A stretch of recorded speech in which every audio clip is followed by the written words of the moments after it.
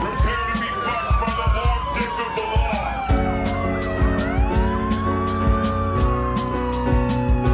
This isn't happening. Everyone look away, please. Nothing to see here. You can't break those cuffs.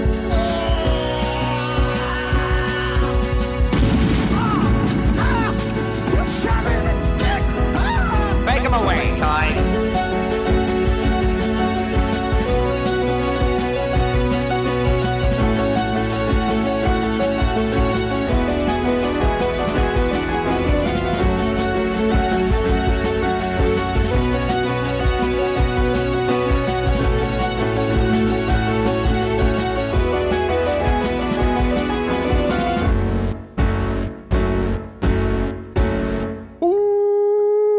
Welcome to Thought Cops, the only podcast where every week we police the mean streets of the internet because, hey, somebody's got to do it. And then we let you be the judge, the jury, and the executioner in the court of public opinion. Coming to you live from Neo Chicago, I'm Officer Kevin. And I'm Officer Grant, coming to you straight from the future, baby. You see these shades that I got on? These Have you been buying new shades for every single episode? I have these. I own these. Do you have a plethora of shades? I got a lot of shades, and you know, this is a treat for the people that are subscribing on YouTube that are watching the video. For a plug. It never is. The videos look great. Zwick's been doing a great job. He's been doing too great of a job. It's irritating how good he makes the videos look. He's doing buddy. All sorts of things. And if you go on YouTube and you subscribe to Thought Cops, you can see these glasses straight from 2010. We're like 2 subscribers away from Dude, we are. God damn it. 2 subscribers. How the hell is that possible? I'm so angry.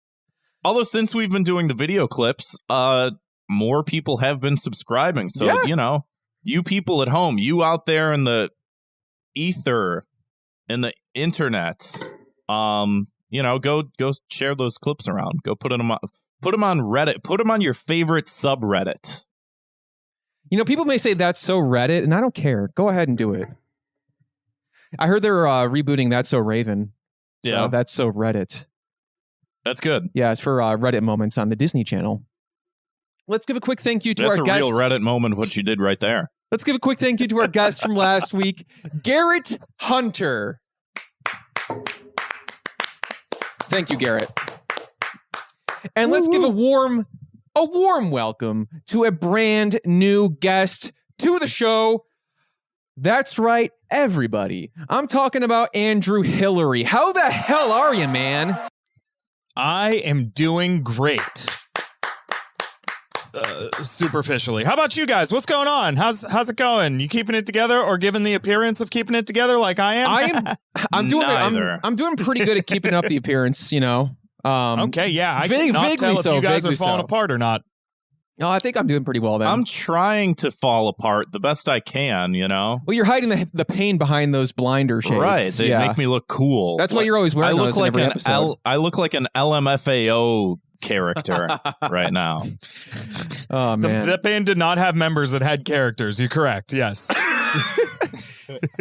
You know, we're reaching a dangerous point of that becoming like classic music, or even I guess you could use the term classic party rock.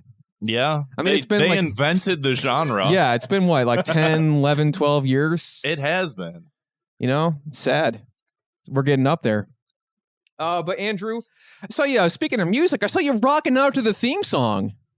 Yeah. There was like a sick, I don't know, synth key. I was pantomiming a keytar, although I don't know how to play keytar or fucking piano or synth for that matter. But you know, I kind of got the gist. Air keytar is an underrepresented air instrument, and I was going to fucking town. True. I was going to fucking town. Can I swear on here? Yes, please. You can. We'll allow it this episode. Next time, no. Have y'all seen the? I Think You Should Leave new season yet? Not yet. I just watched it, but I was like, I watched it while I was folding laundry. So like, maybe a third of it stuck in my brain. The rest of it just went in one eye and out the other. Because there's a skit on there about like, okay, you know, we can swear during this like tour or whatever. And there's one guy that just, that classic bit. Check it out. Speaking of classic bits, so Andrew, I know you because of the Twitter sphere, the Twitter interactions. You do be tweeting. I do be tweeting. Yep. Every day, tweeting 9 to 5 like it's your business. As tweet we all during have off to hours for as free. well. Yeah. Yeah. The other day, I got an idea in my head where I was going to tweet out 101 dating tips, and like none of them were serious. But here's the thing that I didn't anticipate is I ran out of ideas after about 5, and I was committed full on to the bit. So it took me. Did you do the whole bit? It took me almost 15 hours, but yeah, I fucking got to 101. Wow. And there was one actually sincere one. It was like whenever I was at like number 67 or something, I was like, I don't know, fucking take him to a brewery. People like breweries. It's not that fucking hard. Like, you got to sneak one in there. Yeah, if you're going for 101, you got to have one or two sincere little. Yeah, I feel like that keeps the whole bit fresh, and it's like, all right, now back to the bit. But there were a couple. There were definitely a few of them where it was like. Clearly not good advice, but people commented on it like, this one's actually good. I'm like, this is not good advice at all. Yeah, go ahead and try that. A good thing to do here. A good thing to do here would be for me to think of an example. Not going to happen. Examples are fucking hard, man. Yeah, I'm glad to be here on Thought Cops. I am a vehement police abolitionist, so I came on the pod today. I'm going to defund the Thought Cops from the inside. I'm taking you guys down. I've made it my mission. I'm going to lose you Patreon subscribers in real time. I was going to say we don't exactly make that much on Patreon, so we don't have a lot to lose. Jokes on you. We've already lost 3 this episode. Woo! Yes. ACAB includes, I guess, the 3 of us because I'm here now.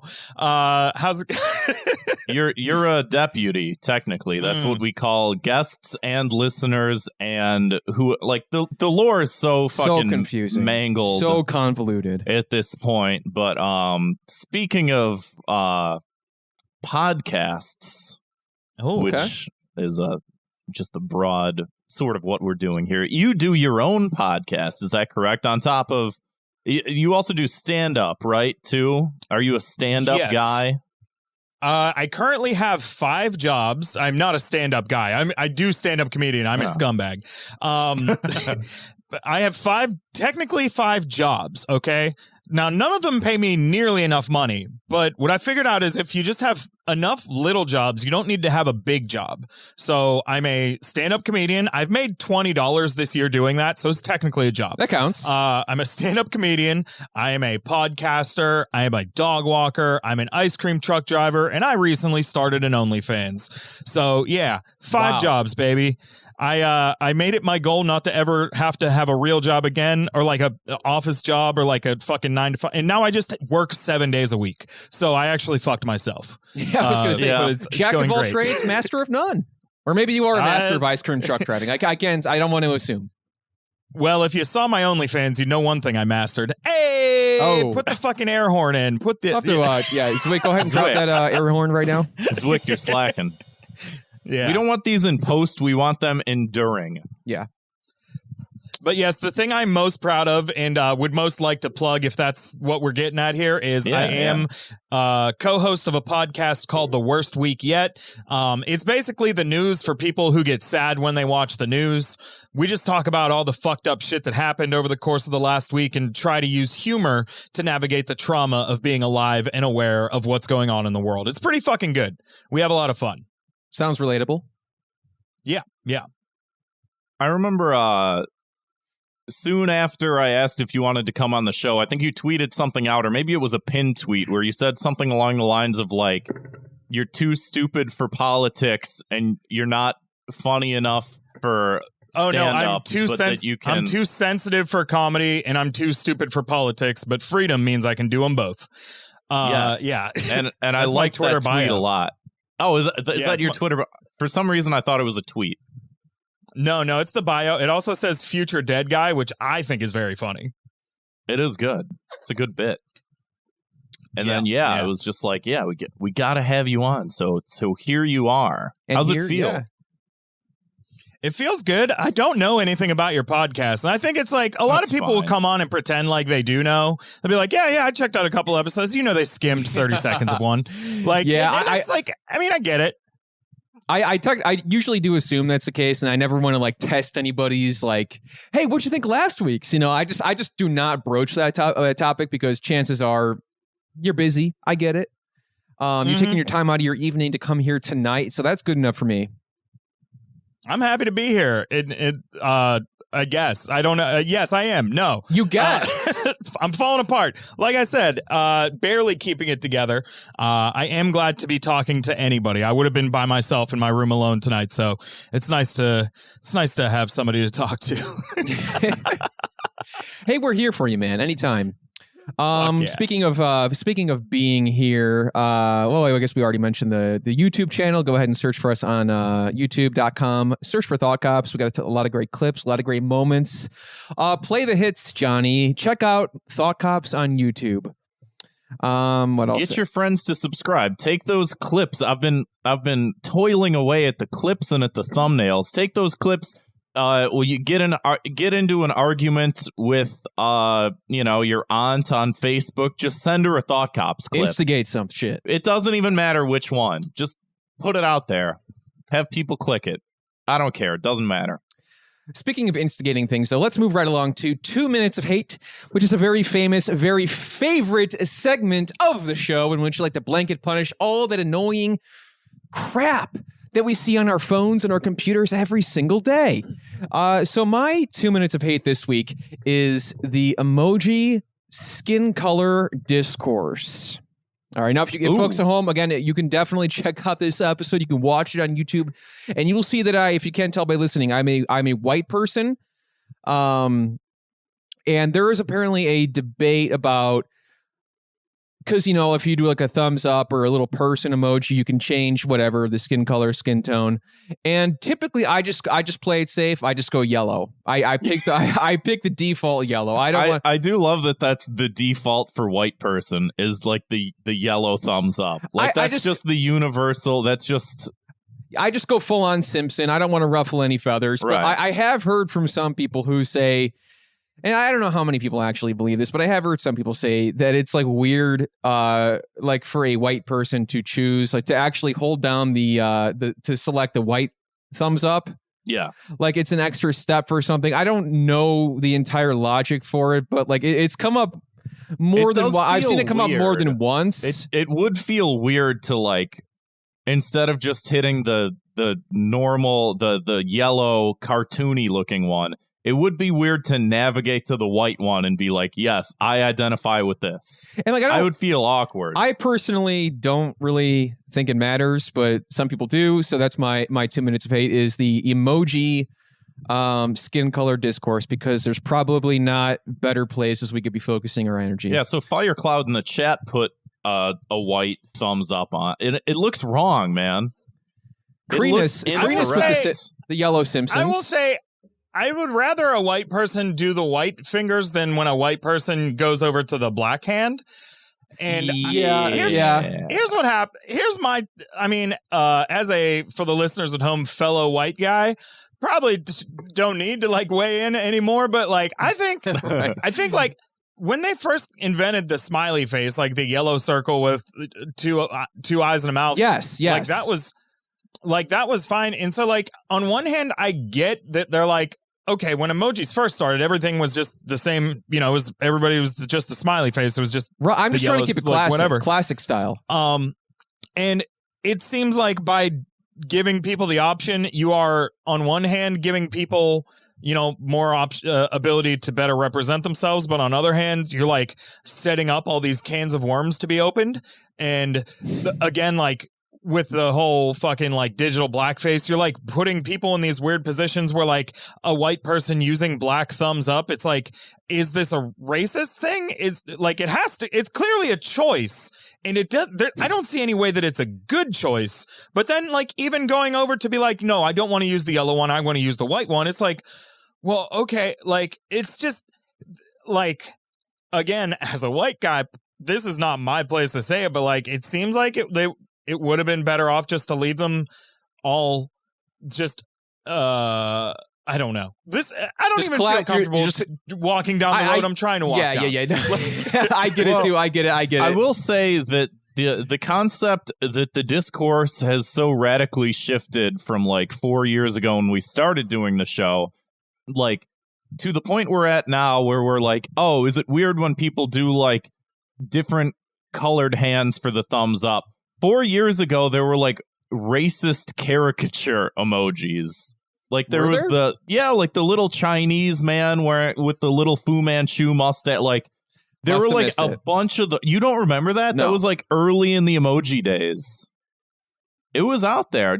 Am I losing my mind? Does anybody know I what believe I'm you. talking about? It just, if they weren't in the emoji movie, it just didn't stick for me. That's from the deleted racist scenes from the emoji movie, I guess. Yeah, you gotta have the DVD to get, extra features. Release the Snyder cut of the emoji movie. Yeah. Yeah, and I'd let you actually that brings me to a very good point. You bring up the Snyder cut. I'm thinking about the black and white Snyder cut. Just make it all like a grayscale, just all the emojis, just no more, none of this. That'll solve racism. Sure. Get rid listen, I'm not here to solve anything. I'm just here to report on what I'm hearing. And I think now that they have given us the options of using different skin tones, there's no good way they can't take it away. They can't be like, black people, you have to go back to using yellow.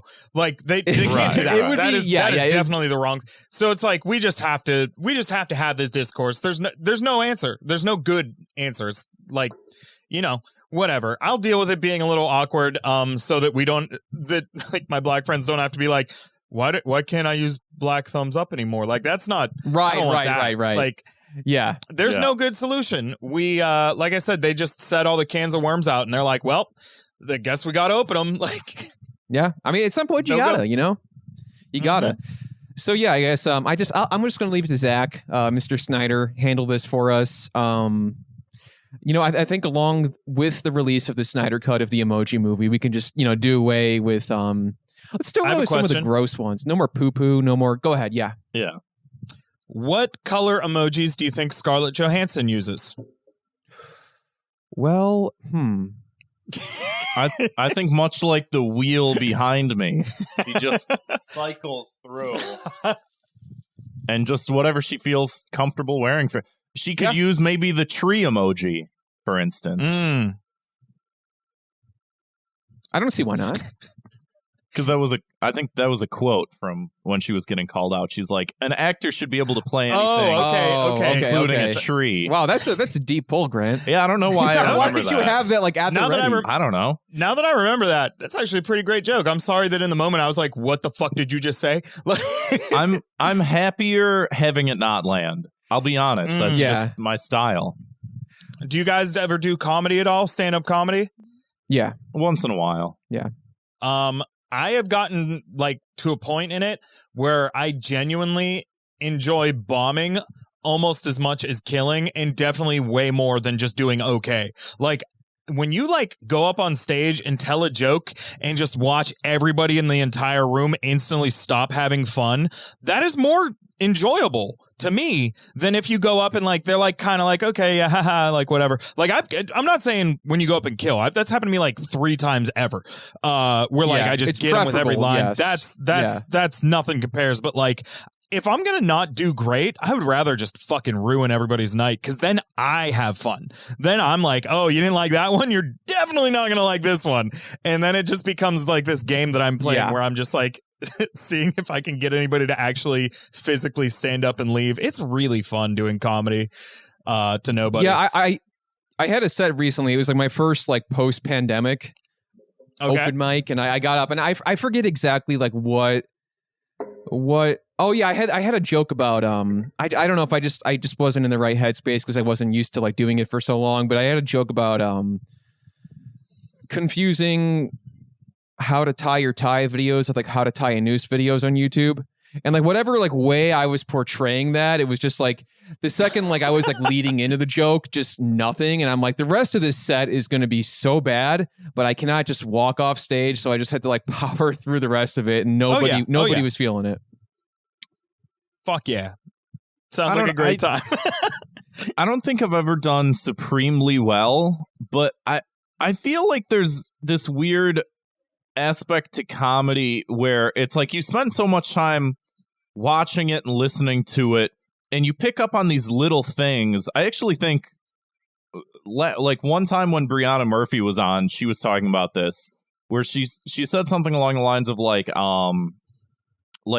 people in different scenes have different little tics and different little things like that, and like you get so accustomed to like, if I say this in this way, comma, pause, punchline, and then people, and like I feel like it's like the tide rolling in and going back out sort of thing. Yeah. And it's like I feel like every time I get on stage, I'm just trying to like punch the ocean to try and keep the tide from coming in. Like I get so like my idea of me going up on stage and like tell joke, insert applause is such like a weird concept to me that like I go up there trying to do bad, and sometimes I don't, and sometimes I think people pick up on the fact that I'm trying to do bad, and sometimes it's warmly received, but I'm so much of a contrarian asshole that I don't even want that. I don't know what I want. I like that phrase, punching the ocean. That should be the title of your autobiography. Maybe it will Grant be. Mooney, punching the ocean. I'm rooting for you. We all are. That's, we all are. Speaking of punching the ocean, you guys in Andrew, these segues, oh my God. That's like one minute we're talking about one thing and then we're just talking about something else. Yeah. Speaking of that thing we just mentioned that has nothing to do with the next topic. Andrew, would what's you your like 2 to know what minutes of I'm hate hating this week? Yes, absolutely. Okay. Now, I don't necessarily have a problem with people that are into astrology. It's fine. If it makes you happy, like that's fine. I don't like the way that people interact with astrology on the internet, and specifically something I've been seeing a lot of in the last 2 weeks, or just maybe the last couple days, is another batch of these like random images from a TV show that are like, this is my Capricorn rising, this is my Aries moon, and this is my Leo sun. But it's just all like randomly generated images from The Simpsons or like from Breaking Bad or like any fucking thing. And it's so clear that these are just randomly selected. They have nothing to do with what an Aries rising is. It's just like, if you are an Aries rising, you see this and you find your own way to identify with it. Like you see what you want to see out of this fucking random image. And it makes me so mad because now every fucking story or every person's fleets on Twitter is just, I have to skip through 3 fucking random images from, I don't know, like some random TV show. And it's, well, you won't have to do that for much longer. We'll get to that though. Well, it's just my heart is breaking. But yeah, on Instagram it's the same thing. Everybody's fucking story for the last couple days, and like, yeah, it's sometimes I get cynical and I'm like, should I just start an astrology account and just do this just because I know millions of people will share them mindlessly? Because like, there's no way that somebody that knows about astrology like goes through and sifts through scenes from The Simpsons to try and find something that actually identifies with that sign. They're just doing random shit. And it's like, it couldn't be more obvious. And frankly, I don't have any time for it. That's my 2 minutes of hate. I don't know. I didn't start or stop a clock, but that's where I'm at. No, you're good. It's a loose concept. IO Netrunner in the chat says, spoiler alert, the astrology stuff means just as much as any random picture from a show. So I'll go ahead and I'll sacrifice myself much like Christ. I've always said you were very Christ-like. You have said that on multiple occasions. It's weird, but you're right. I'm not on board with the whole astrology shit. It doesn't make any sense to me. A lot of things don't make any sense to me, but I play along with them. But I've just always been like, yeah, I don't, whatever. You know? I don't like go out of my way to hate on it, because like, in my opinion, like, it's just essentially like making fun of somebody's religion. Like I don't believe in Christianity, but I'm not going to go up to a Christian and be like, your whole thing is actually fake. It's like they believe it. It doesn't matter if I know it's fake or whatever. Like, yeah, you're not going to make any friends that way. Astrology people get really mad when you compare astrology to a religion, which is something I've learned by trying to date white women. It do be like that. They do be like that. I do be tweeting. But yeah, so like I'm not trying to yuck anybody's yum. If that's the shit that makes you feel good, if that's how you like interacting with the world, that's fine. Right, but like sure. you're just being like duped by these like some random Instagram account that just picked out a bunch of fucking stills from Family Guy and told you that this is related to like the time of day you were born. Like chill. Yeah. It's a scam. It's I'm a a scam that Stewie doesn't even make rising. any money. Do you have a punishment for these people and these Instagram accounts? Any sort of sentence that you would like to pass down onto them? I think they should all have to subscribe to both of our podcasts. And Always a good punishment. Yeah. yeah, you know what? I will forgive. All will be forgiven if you give me $5 a month. Yeah, it's really quite simple, actually. That's fair, yeah. Mm-hmm. Yeah, the scheme it's a multi-layered scheme, marketing scheme. Yeah, it's a pyramid. It's pyramid shaped. Mhm. Let's move on. Only in shape, yeah. Yeah. What do you got, Grant? Speaking of...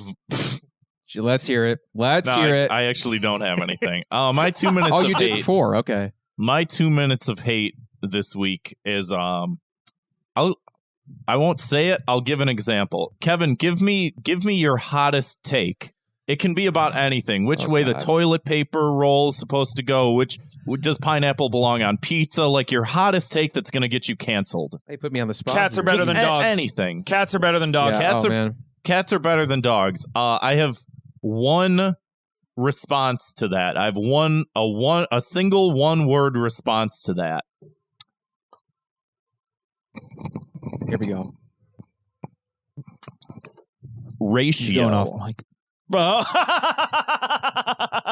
Wait, was that movie with Cuba Gooding Jr.? That's radio. Okay. Yeah. Ratio. I don't want to drop the mic But because Zwick will get. You did take it off the stand. Yeah. I feel like you prepared to drop the mic. you were so close to doing it. And Zwick you were would like, be so nah. upset. He'd Yeah. be so angry with Yeah. us. Just ratio. Like it's the stupidest shit. Like okay, when someone says some dumb shit, when Ben Shapiro's tweeting about how he doesn't want to eat his vegetables, and someone goes, "Hey, eat your vegetables or you don't get your dessert," and it ratios his post. That's cool. We all agree collectively that that's cool. But when someone says something dumb online and someone just goes, the ratio, and it's just like half the time if it doesn't work and you don't ratio the person, you just look That's when I do fucking like it. dumb. I like it looks when dumb somebody and says even- ratio under a tweet with 1,000 likes and it gets 2 likes. I'm like, yeah, no, that's how this Yeah. should end. Yeah, exactly. And when it does succeed, it's just like, do you feel good about yourself because you didn't even do a thing? You did nothing. You did nothing. Plus, like, So I they don't say, know. like- I bet if you scroll down far enough, even if one person successfully ratios a post with the word ratio, I bet you there's like 36 other people who also commented the word ratio and it didn't work. So it's like, Right. I don't know. You're like, ha, ha, ha. Yes, I was the first one to comment a word. Like, cool, dude. Like, say something Yeah. funny back. Like, I don't know. I mean, if you want to be first, you got to make it like really quick and easy. Just one Yeah. word. Just you could even just say first. YouTube first. But I will say the first people are way less annoying than the ratio people. so when people say ratio, they're just kind of saying like, I'm here for the ratio, basically. Mm-hmm. Yeah, or it's a simple matter of disagreement. Ben Shapiro tweets, "Oh, these people don't want to eat their vegetables." Someone goes, "Ratio." I disagree. Ben Shapiro, you sir, I challenge you to a debate of wits in which case, I just flat out disagree with what you're saying. That's a lot to type. Eat this ratio. Ben Shapiro, just I challenge you to a broccoli eating contest. Oh, could you imagine him gagging? Or like Kevin from The Office that time they tried to get him to eat vegetables. Why did I just reference The Office? Hi, guys. I'm a millennial. It's nice to meet you. I like to think of myself as an Andy from the earlier seasons, but I'm definitely an Andy from the later seasons, if we're going to be honest. More of a Andy Rising.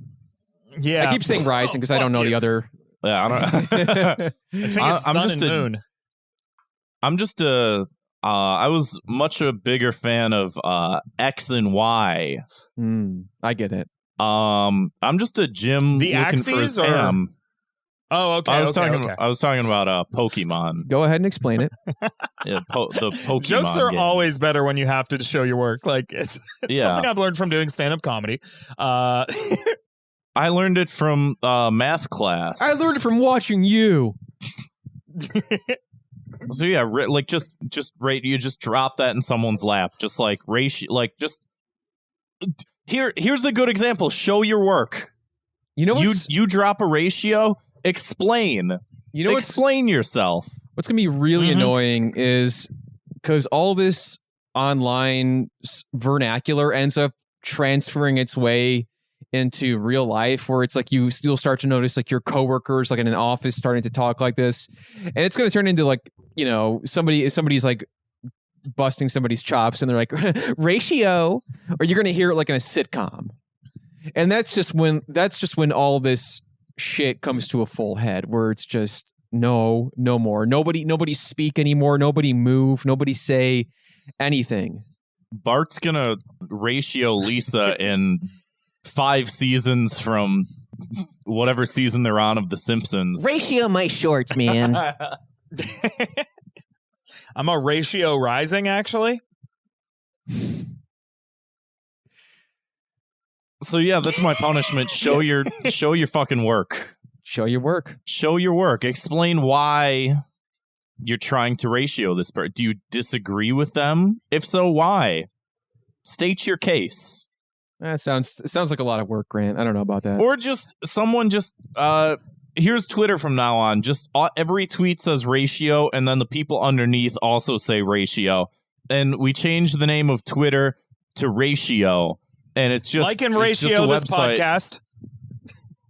Yes. Right.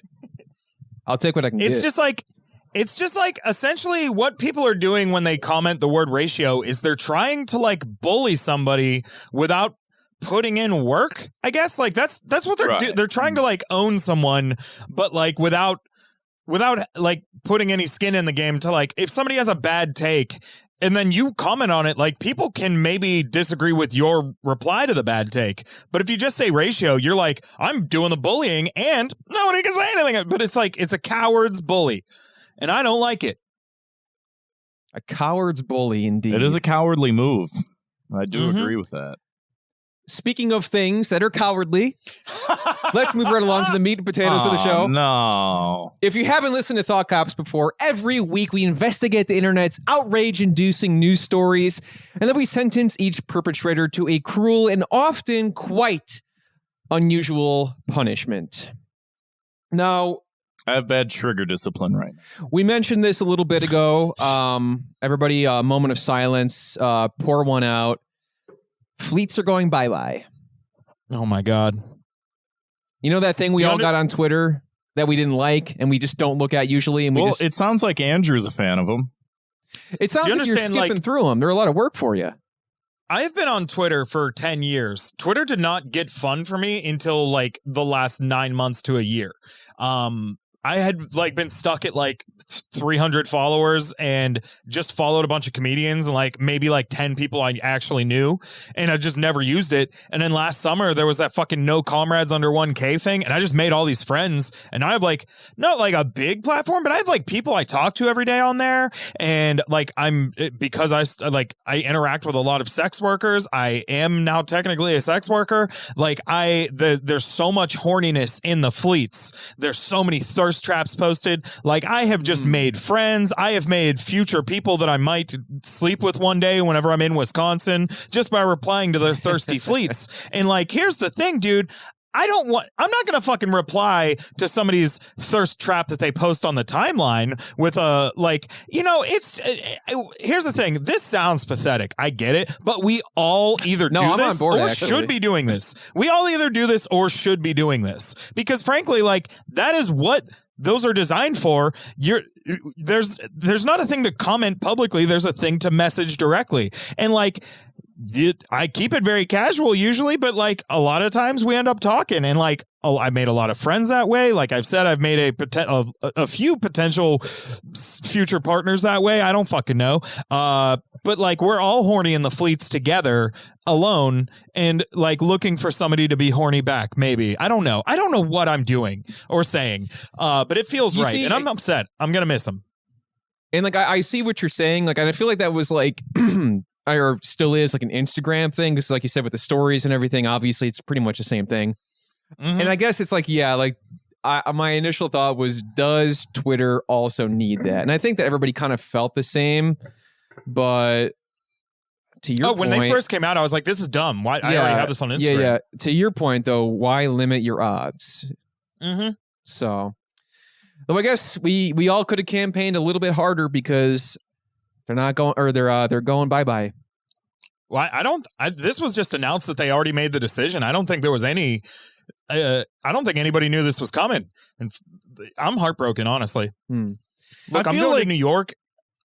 Oh no, I'm sorry.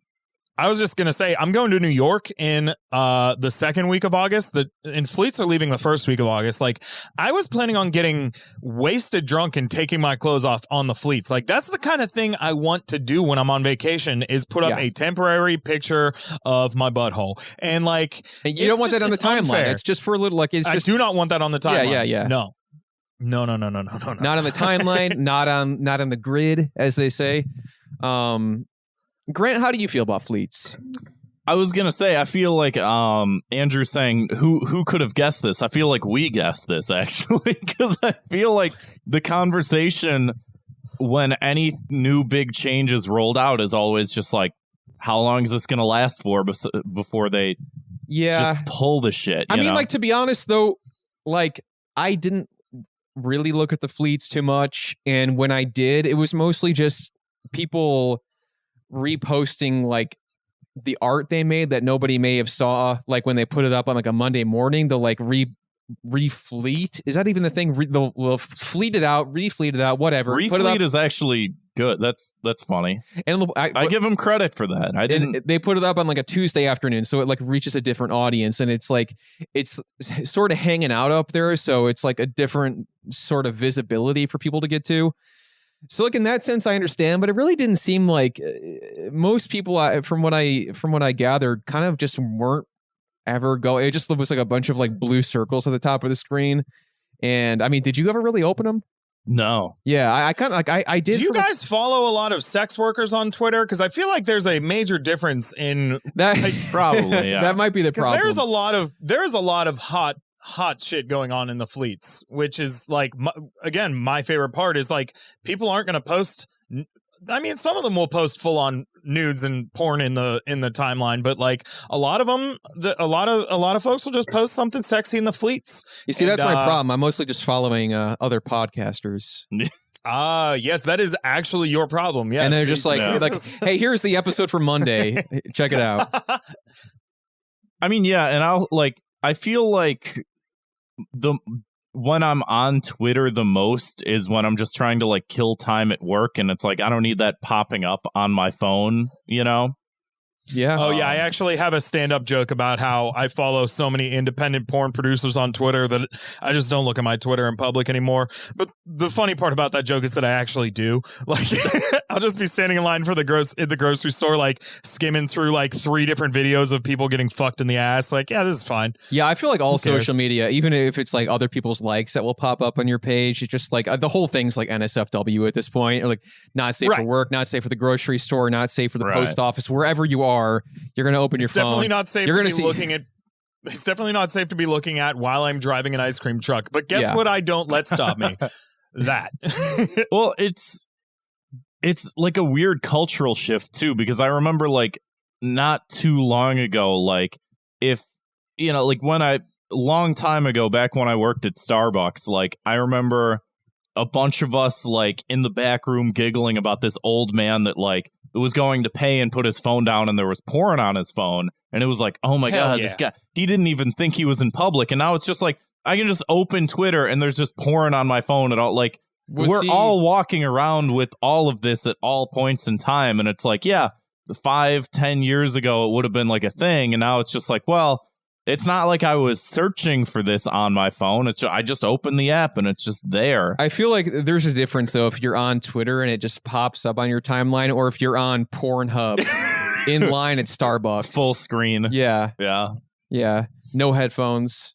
Right. Listen, as long as it's on mute, you can do whatever you want, in my opinion. I'm also a you can do whatever you want type of guy without treading too far into libertarian. You can jerk off on the train. But it is one of those things too where it's like, if I'm scrolling through Twitter and something pops up, because it can just be whatever, someone retweets something likes something, you don't even have to follow it, shit can just pop up, Ted Cruz, and it is just like, I think we do have to have a certain level of understanding that just is part of reality now, and I think it's all for the best. I think we need to stop being weird about shit. Kevin. Yeah. I mean, was listening to a podcast today. It's called Why You Mad? It's a great podcast. And they were talking about how, like, up until, really this point in time, there's been this, like, huge separation between our private lives and our public lives. But as the younger generations come up, like, that separation is disappearing whether we like it or not. Like, there was a congressman who's, like, in his early 30s who ran for, I think he, in Florida, and like when he was running, he was like, hey, just so everybody knows, like, there's pictures of my dick out there, like, I don't know if somebody's going to use it against me, but like that is a thing. And like he just kind of owned it, which I don't know anything else about him, but like the fact, like, that's true. Like most of us have pictures of our genitals out there at this point. And like to try and pretend like, or to try and live both in the past where there was that level of privacy and like only go into this, like only visit the world where there is no privacy. Like, it's inevitable that privacy is just gone or going away slowly. And I'm just full on embracing it. I'm like, you know what? Like I'm gonna die someday. It could be tomorrow. I'm gonna fucking have as much fun and be as horny as I want until I die. So fuck it. Yes, I will retweet that picture of your butthole. So follow me at Andrew Hilary US if you want to see what I'm retweeting. What's your OnlyFans URL? It's at egregiously horny. Okay. Makes sounds fitting. I've gotten to know you over the course of the episode, and I would say it's a probably apt username. Yeah. So I was on a podcast last week called Camp Re-Education, another great podcast. They were asking me about my OnlyFans, and then like because they wanted to talk to somebody who's doing sex work or whatever, and then they were like, okay, is it cool if we pull up one of your videos and like watch it and narrate it? And I was like, oh, I didn't realize that this was where this interview was going. And then they did. And it was honestly pretty cool. They did a great job. How do they narrate it? He was like, and now Andrew is slowly reaching down the waistband of his pants. And I'm like, whoa, dude, like you're really saying what I'm doing. do you think that helped? Like, do you think the narration added some extra flavor, intimacy to something you already made? I'm going to have to re-release that video with the commentary track and see what people like more. I think all porn should have a commentary track. Yeah. It's like erotic literature, Well, there's also Exactly. got to be like an accessibility factor, because not everybody has perfect vision, and there's a lot of legally blind people out there that want to watch porn but like can't, That is true. That is true. Yeah. But yeah, I think more so to your point, Andrew, too, like there is a level to what you're talking about, like with the border of like privacy and like what you can sort of expect to the internet, where it's like I would just like for all of that shit to go away. You know what I mean? Like, and that doesn't, I think, necessarily mean like everybody can sort of like do with that what they want, sort of thing. Like, but just the comfort level and the freedom just to like be able to just like whatever, like this shit's out there. Like just because I feel like so much of like the previous generation and previous generations were so hung up on like, oh, like Paul Rubens was fucking yanking his ding dong at the fucking porn theater. And it's like we had like serial abusers that were like basically a long time industry secret that were like abusing the fuck out of people. And we sort of didn't care about that. But like, you know, the whole concept of like, oh, this one like politician had this out. It's like, yeah, so long as he's not pulling an Anthony Weiner and like texting it to underage girls and shit. It's just like, we got to get over some of these fucking hurdles, you know? I mean, I think speaking of privacy, I mean, the guy's name is Wiener. You know, it's kind of... Somebody should have told him to change that. Hey, buddy, you might want to get that fixed. Hi, I'm Anthony Dong. Is that better? Yeah. No. Anthony Penis? No. Anthony Penis. Carlos Danger. Anybody remember that? Wait, who was that again? Who was that? Was Anthony Weiner's like screen name. Somehow less Somehow conspicuous. sounds even more like a porn star. Yeah. Hello, I'm William Erection. What's our next subject? We're still talking about fleets, I guess. Why don't we just punish it and move on? Yeah, there's that. Some spicy topics. Yeah, brewing. fleets are going away. My punishment for fleets is I'm going to @ the creator of Twitter and just post a picture of my dick in his timeline. He's like, nah, this is here to stay now. Until he Jack? gives them back, you're saying. Yeah. Yeah, Jack, okay. Give me my goddamn fleets. I'll tweet my dick at you every goddamn day. Well, I'm going to get suspended from Twitter. Isn't he supposed to pay for that though? You're giving away your product for free. Fuck. Yeah. I will say if you sign up to my podcast Patreon, I will give you a free trial to my OnlyFans. That's a deal. That's a deal right there. That's a deal and a half. Mm-hmm. And a good deal more. I think in addition to that, since it's called fleets and the whole thing with Twitter is it's a bird or whatever, since fleets are going bye-bye, I think we take at... Why'd you look at me when he said that? I think we take at Jack. How do you even... Can you tell that I'm looking at you with these shades on? You turn... I know, you turn to me. I assume I'm gesturing. I'm being open with my body language. Jordan Peterson says that, if you close yourself up from the... we take at Jack and we put him in a catapult and we launch him at the sun to celebrate fleets leaving.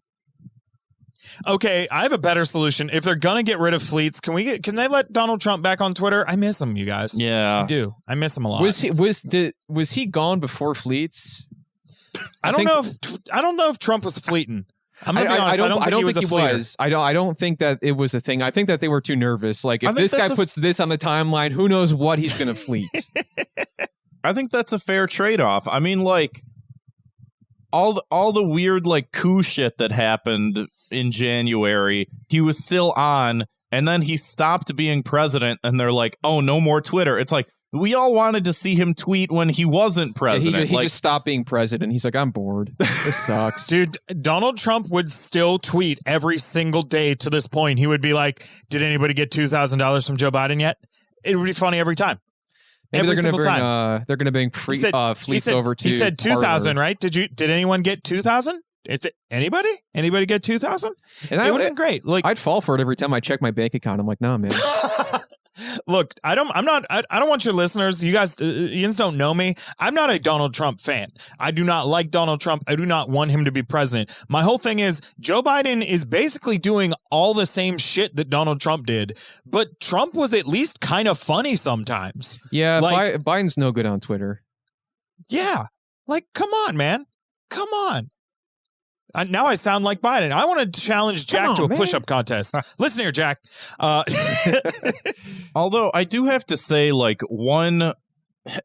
again, from point of privilege over here, privileged white dude speaking, you know what was really irritating about the Trump presidency is when other white people came up to you and were like, "Do you see what this clown did this week?" And I'm just like, "Look, what?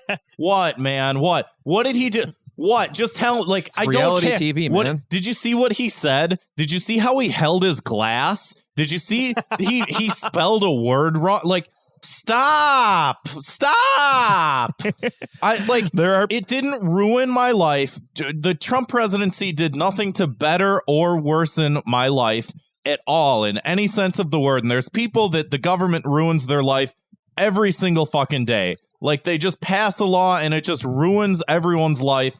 And like, my life stays the same. It's stagnant. It's safe. It's comfortable, whatever. And you like it but that way. I like, so fucking infuriating. Anytime someone was like, hey, do you see the news today? What? What's in the, I don't care about the news today. Oh, he held his pen in the wrong hand. I don't care. Stop telling me. You simply cannot, as president, you cannot be doing that. So we're talking Joe about Biden privacy. never holds his pen like that. I've never seen him hold a pen at all. We're talking about privacy, though. We're talking about privacy. What if things were the exact opposite, though? That's right, folks. I'm talking about the Freedom Phone. If you want to pull that up, Grant, there's a little video here we can watch. Hold on, I'm trying to get my glasses on. Wait, I saw an image of this. Is this real? I thought it was a bit. No, it's real. It looks it looks sort of like a looks like Nathan For You sketch. I was gonna say Right? It looks kind of like a Cinco product from Tim and Eric. Yeah. So we're gonna play this, and I think I saw somebody was like, he kind of looks a little bit like Tim Heidecker too. Yeah, and like better makeup than usual, sorta. Oh my goodness. Name Oh one my time in God. history where the people who banned books, media, and opinions were the good guys. Hi, I'm Eric. I'm the world's youngest Bitcoin millionaire. I made it in Silicon Valley, and I've accomplished a lot in my life already. But now, you haven't. I'm Shut leaving up, big Eric. tech to fight for free Wait, speech. should I not be talking over because this? the big go tech for it. Yeah, who overlords are cares? violating your privacy, Fuck this guy. censoring your speech, and I think that's so wrong. That's why I created He needs- the Freedom Phone. Does he have and it's eyebrows and they're just uncensorable hiding app behind his store. glasses? Like, Everyone what is he doing? complaining Maybe. about big tech Mine are censorship, hiding behind my but no one is glasses. doing anything about it. What if They we say, build created your own phone. an iPhone So I that did. didn't work as good? Freedom I'm guessing, Phone like truly is the best phone in the world. It does everything your current phone does, except censor you and spy on you. With the Bullshit. Freedom Phone Phone, doesn't do that. The your apps freedom do of that. speech is our number one priority. I guess the phone does that too. That's but why like we built still. our own app store that is completely uncensored. Uh-oh. If an app See? you love has been banned from the mainstream app stores, you can still download it on ours because we don't ban apps, period. Even the ones that's And we've fine. developed the first operating system based on your free speech. I just want to pause it for a second. Like, does he also not realize that every time one of these quote unquote banned apps like Parler or what's the other one, Gab, Getter, like that every time they open up one of these, like there's so many fucking security flaws that it gets hacked immediately and like viciously and like that. What was the thing with Parler where they were like, you had to have your driver's license to like sign up or whatever, and they were like stealing people's identities? Like, there is a reason why some, like, I'm not a fan of Apple, I'm not a fan of big tech, whatever the fuck, but like there should be a baseline level of security for some of these websites. You know what I mean? Like, you can't just throw fucking anything up there and just be like, yeah, download this. Is it safe? I don't know. Fuck you. Like, maybe You're not going to read the terms anyways. Who cares? Yeah. Anyway, I'm going to hit play on this again. There's no app tracking, no keyboard tracking, and no location tracking. Because I Like, the believe phone doesn't. in your A security. smartphone doesn't really work How do we without ensure without you're being location protected? tracking. Right, Like it's you- not Say smart hello anymore. to trust. How about the Trust trust? is our privacy guard. It's designed to warn you whenever an app or a website is tracking you and gives you the option to stop it. Your data, None your of our rules. apps track you, That's our but motto. it does have things The built in Freedom to let you know Phone when an is app is comparable tracking to you. the best smartphones What? on the market. It has an edge-to-edge screen, a Ooh. super fast processor, and multiple cameras. And your SIM card transfers into the But Freedom don't worry, our Phone cameras won't look at seamlessly. you. Even if you Big try and tech take a companies selfie, they will hold a not record your monopoly on face. public communication and the dissemination of information. And they This are guy's abusing like that so power. concerned about his Nobody dick pics elected being Mark out or there. Jack He's like, to I be gotta the make a arbiters whole of new truth in phone. America. Right. He But needs they to be still open. thought He it needs was to just put okay him on the to fleets. ban a sitting president from their Is platforms. he wearing anything under If that, they censor that a sweater? president, they will censor anyone. That's a good Imagine if question. Mark Zuckerberg That is a censored choice. MLK That is a or Abraham choice. Lincoln. Dude, Oh yeah, again, bring MLK in. Let's freeze on this frame here. This is just good. imagine if Mark Zuckerberg censored MLK or Abraham Lincoln. Yeah, MLK got zucked. Can you imagine? Dude, they assassinated them. Like what? Has cancel culture gone too far? Well, what if they shot them in the fucking heads? Yeah, but what if they were in Facebook jail, Grant? What if they were in cancel club? Dude, if MLK was alive today, he'd totally catch a 24-hour ban. Like, what? What is happening? This is insane. Yeah. I love it. I'm getting one of these phones, by the way. Yeah, I got it pre-ordered. I'm gonna hit play. I don't know. The course of history would have been altered forever. Out of all the constitutional amendments, there's a reason why the founding fathers made the right to free speech the very Doesn't first. have a headphone port. I believe you have a voice that deserves to be heard. That's going to be like the without big thing. being It's like there's censored. going to be some like Protect hardware yourself from problem big tech like that. censorship. Let your voice be heard. Live free with the Freedom Phone. Could have spelled like freedom with a PH too. That'd be kind of fun. I'm so angry. I'm so ready to buy one. Like, what does this Freedom Phone have to do with whether or not Twitter bans Donald Trump? It doesn't stop that. It doesn't solve it. Like Donald Trump isn't banned from using an iPhone. Right. He's banned from using certain apps on it. It does nothing to solve any of the problems. It's just more irritating culture war bullshit. And that's the thing that fucking bothers me about this type of stuff is that these companies are spying on you, selling your data to the fucking NSA. Like, all this bad shit is happening. And there should be like a basically unanimous support for like, this should stop, right? And it just plays into these stupid talking points of like, they banned Donald Trump. Like, they didn't even ban Donald Trump until after he was president, correct? Or was it after? I think he had like a week or two left in his term, something like that. Like, it just, so much of it makes so little sense. It's got multiple cameras. Whatever. Look, I don't know. all I need to know is, am I allowed to use Nextdoor on there? Because I've seen a couple of my neighbors walking down the alley late at night, and let me tell you, I don't know what's going on in this neighborhood, but it's starting to get a little sketchy, if you know what I mean. We won't Wanna see ban if I any can- apps.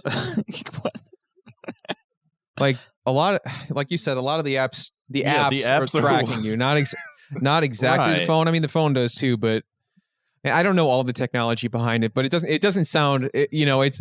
I think for the kind of person that they're selling this to, it makes a lot of sense on paper. But Here's what I've come to realize in life is that, like, you can just lie. So Yeah. it's very much possible that this phone actually does do all of those things, that it does track your location, it does store your data, it does all that stuff. And at that point, like, this might just be a grift. And if that is the case, I think I'm kind of back on board with it. Like, if there are people that are so concerned with this like abstract villain of cancel culture that they are willing to pay a couple $100 for something that is like objectively impossible. Like, there is no such thing as a fucking smartphone that doesn't work that way. Right. Then yeah, you know what? I respect it. Like, get that fucking $200, $300 from all these fucking idiots. Like, whatever, dude. It's a tax on stupidity at that point. Fuck it. I'm back on board with Freedom Phone. world's youngest Bitcoin. What do you say, billionaire? Cryptocurrency millionaires. Yeah, I don't know, millionaire, whatever he billionaire. said. Yeah. Go Eric. Anybody remember? This is gonna Eric. This is gonna be super Reddit of me. But anybody remember this one guy that did like a Reddit AMA a while ago, and it sort of went like semi-viral. It spilled into the outside of Reddit osphere, and he was like, "Oh, my parents gave me two options. Either they would give me all this money and I would put it into Bitcoin, or I would go to college, and now I'm a millionaire." And everyone was like, "So, My like, what?" parents made me invest in Bitcoin. Okay. Yeah. And this was like early on, and then Bitcoin took off and he became like a millionaire. And everyone was in like the Ask Me Anything. Everyone was like, well, like, so like, what do you want us to ask you? Because there's no Ask It's me not. anything. It's not like you started a successful business and we're asking you about how to like do your taxes or like what made you successful. Like, what was your Steve Jobs moment? It was just like, okay, you invested money. Cool. Good job, man. So my mom passed away in 2013, and she never got a chance to retire. So I got her like whole retirement. It was like a pretty sizable inheritance, like low six figures inheritance. And I didn't know what the fuck to do with it. And it was like around the time that I was first hearing about Bitcoin. And it was at a point where I was like, maybe I'll just take like $5,000 and buy Bitcoin with it. And that was still whenever you needed to like set up like some weird wallet thing. And it was like this big complicated process. And there was also whenever I still smoked weed. So like I got stoned and like kind of like gave up because I couldn't figure it out. And like sometimes I'll check how much money that $5,000 in 2013 would be worth today. And it's a shocker. I haven't killed myself yet. Like, fuck, man. yeah. Yeah, But, I could have been. I could have been the Freedom Phone guy. Like, you could have been. That could have been you. How to? Yeah, I would definitely have disappointing. not been wearing a shirt under my blazer. just I to would have been wearing feel that nothing. zipper right on your skin. Yeah, I wouldn't even gone blazer. Just tits out. Yeah, If you're a billionaire, you don't need to wear a shirt. Do whatever the fuck you want. Yeah, Who's that one like billionaire son or politician son that just like makes those colorful shirts? I don't know. Anybody know who I'm talking about? It I can't remember who's. sounds familiar. I don't know. Yeah, I don't know. We probably talked about him a couple of years ago. or Yeah, something. probably. But let's punish the Freedom Phone. So I mean, again, I bring it up because we were talking about the idea of privacy or lack thereof, and then this guy posits, what if we could have a phone that was all private? Which again, on paper sounds nice. I don't think that works out logistically for a lot of reasons, like especially GPS and everything. If you're using your phone to get around, or maybe you're still printing off MapQuest directions. So I would say, was that funny? I don't know. I don't know why. The punishment is that it actually works so well. You are so private that nobody can call you or text you. You get this phone and you can just, nobody can even reach me. I'm so private. Why do I have this phone? It's like, for that one really annoying, like overly political relative, give them this phone. They're going to love it, and you won't have to see them post on Facebook anymore. They just disappear. They just fucking disappear. You can never find them again. Hey, have you heard from Aunt Kelly? Oh, well, gave her that phone, and she could be dead. The punishment for Freedom Phone is that it actually works, but way too well. It's like a monkey's paw thing. Yeah. Exactly. I like that. I'm good at these. I was going to say, I think we're both kind of getting a little There we bit go. tired of the punishment. We're like, hey, he seems to be having fun. Let him take it away. Yeah, by all means. A lot of times I feel like we throw to a guest, like, what should the punishment be? And they're like, I didn't know that was part of the show. Oops. Yeah, I tend to forget to mention that. Yeah, whatever. But what do you want to get to next year? Speaking of Twitter, Oh, Chrissy Teigen, she's in, she's out, she's upside down. So on the last episode, last time on Thought Cops, Chrissy Teigen had left Twitter, and then she had come back to Twitter, and both made headlines. And then not too soon after she rejoined Twitter, she got canceled, ladies and gentlemen. She was does being cancel culture know no bounds? Sorry. It doesn't. It seriously doesn't. She was a number of years back for her, I guess, quote unquote, progressive politics and her toxically positive lifestyle that she peddles to people. A bunch of people that she used to work with were like, yeah, she was kind of a bitch to us. She was kind of mean and like unnecessary. And they like dug a bunch of shit up and like, What did she do for work? she's like a model, or she used to be a model. Okay. Maybe she still is. I thought she just rich. She's like, I don't have a job, but my personality is I think at this point, rich. once you become I don't know rich what she enough, started doing, but she definitely diversified. Like she had like Right, cooking right. shows and like a line of products and shit. She is, I don't know think, like what the very cookbooks. first thing was. Yeah. Yeah.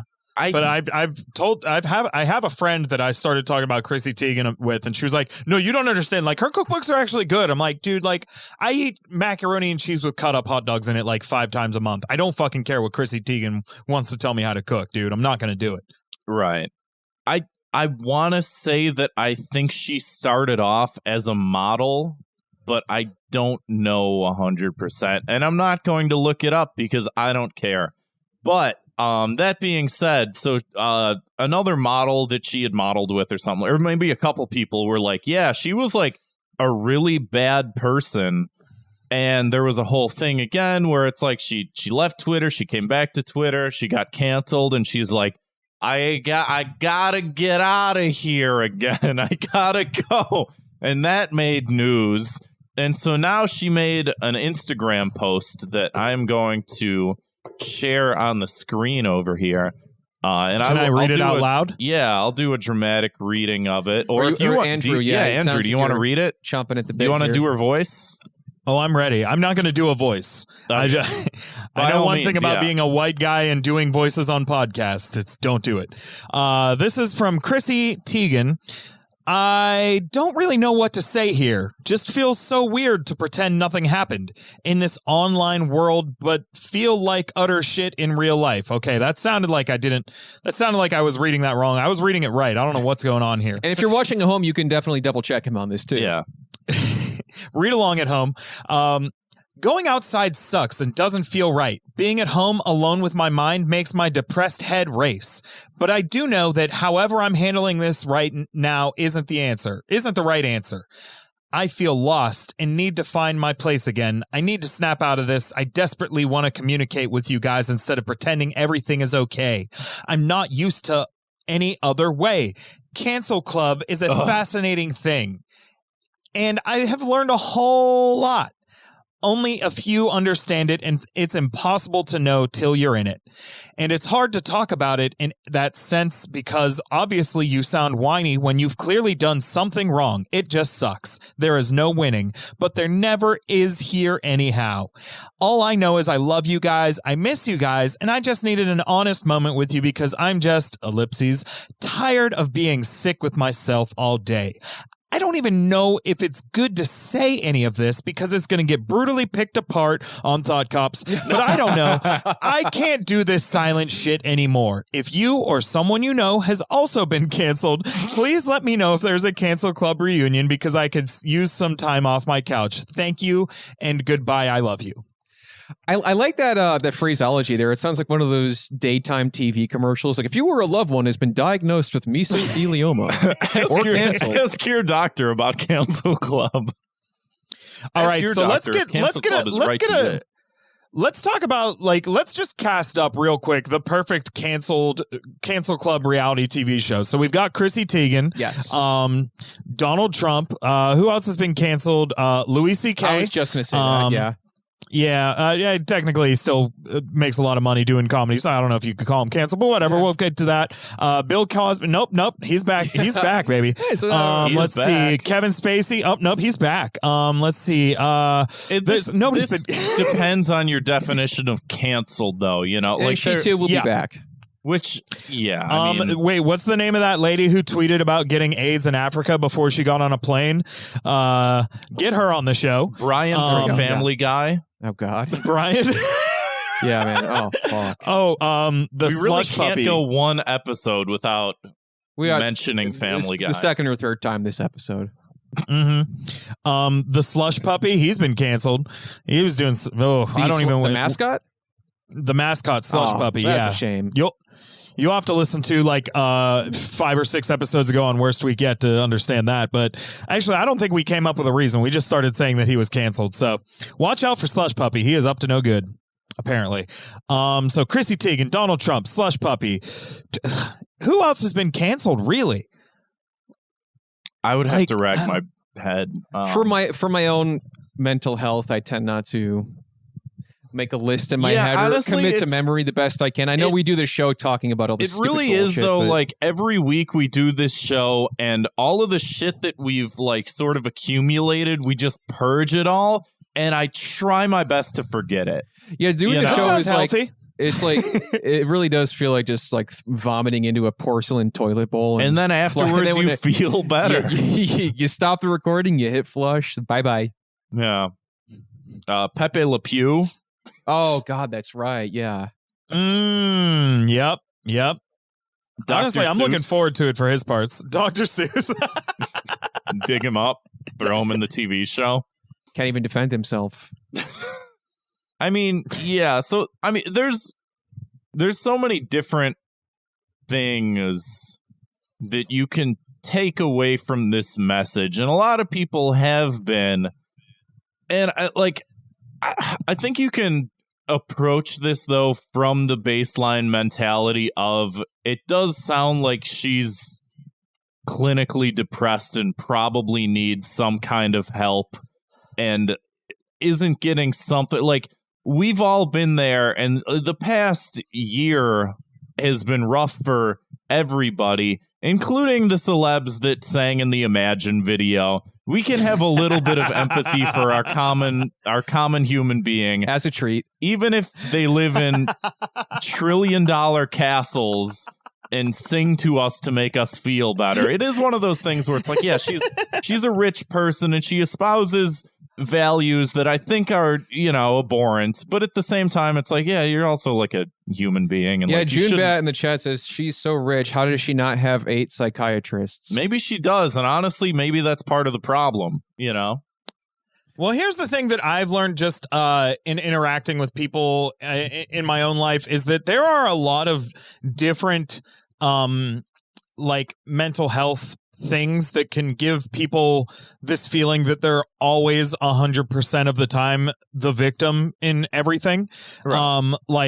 And it's, people that I've dated, people that I've been friends with, like whether they're like, borderline or Yeah, I was just thinking bipolar that or too, yeah. narcissist. Like, I'm not in any way, shape, or form going to say I know what's going on with Chrissy Teigen. Right. But just from the things that I've seen, she exhibits this constant, I am the victim of things. Yeah. And, I'm not even saying she doesn't feel that way. It sounds, and like, just because you're rich doesn't mean you can't be fucking tortured by your own brain. Right. So like, I mean, to a certain extent, I do have empathy for her, even though like fucking eat the rich and shit. Like, Yeah, I mean, she's of still, course. technically, she's still a human being. Like, On paper, yeah. On paper, yeah. She's but like, I don't know. Even if she has, like, I feel like if you're a certain level of successful, any psychiatric help you try to get is going to be like people that are like yes men to an extent. yeah. I mean, optimistic. I would hope not, but I can see that. I would hope yeah, not, being a but, like, possibility. Sure. Yeah.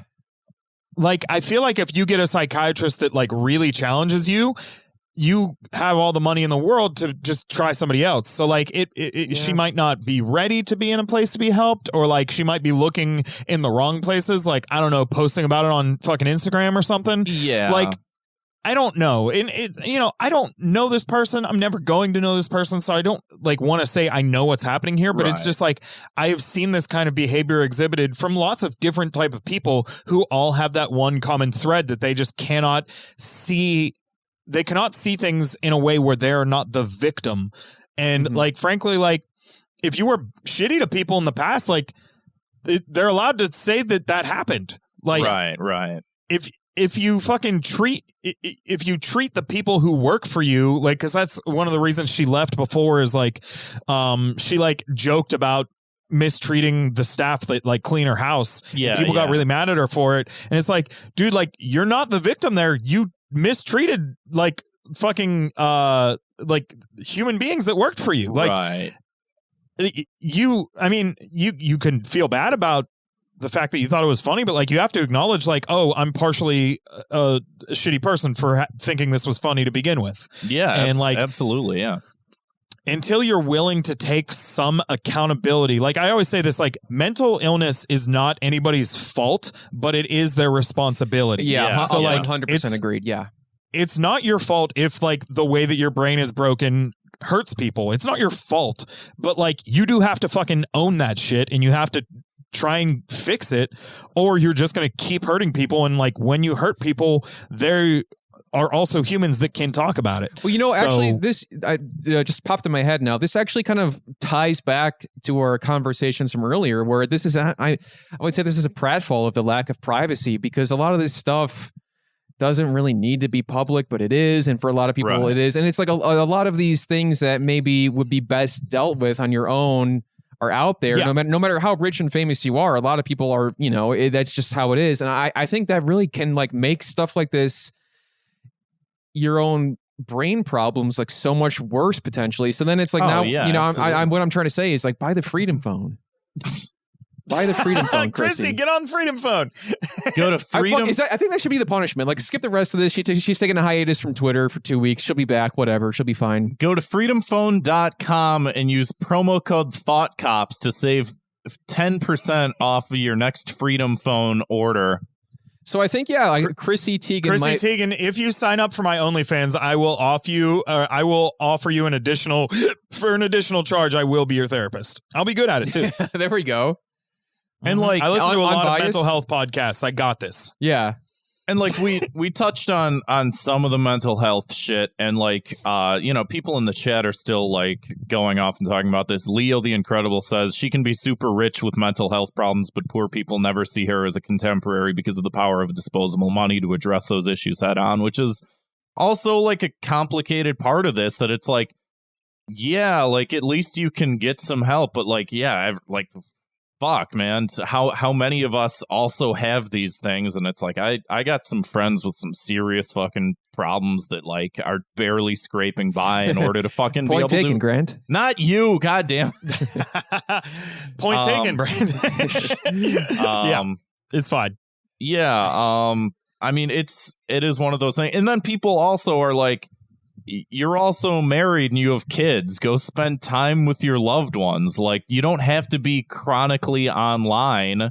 Like, do it as a hobby. Do it as, but like, take a step back. Like, there can be some space, Again, Can I ask you guys a question? Yeah. Sure.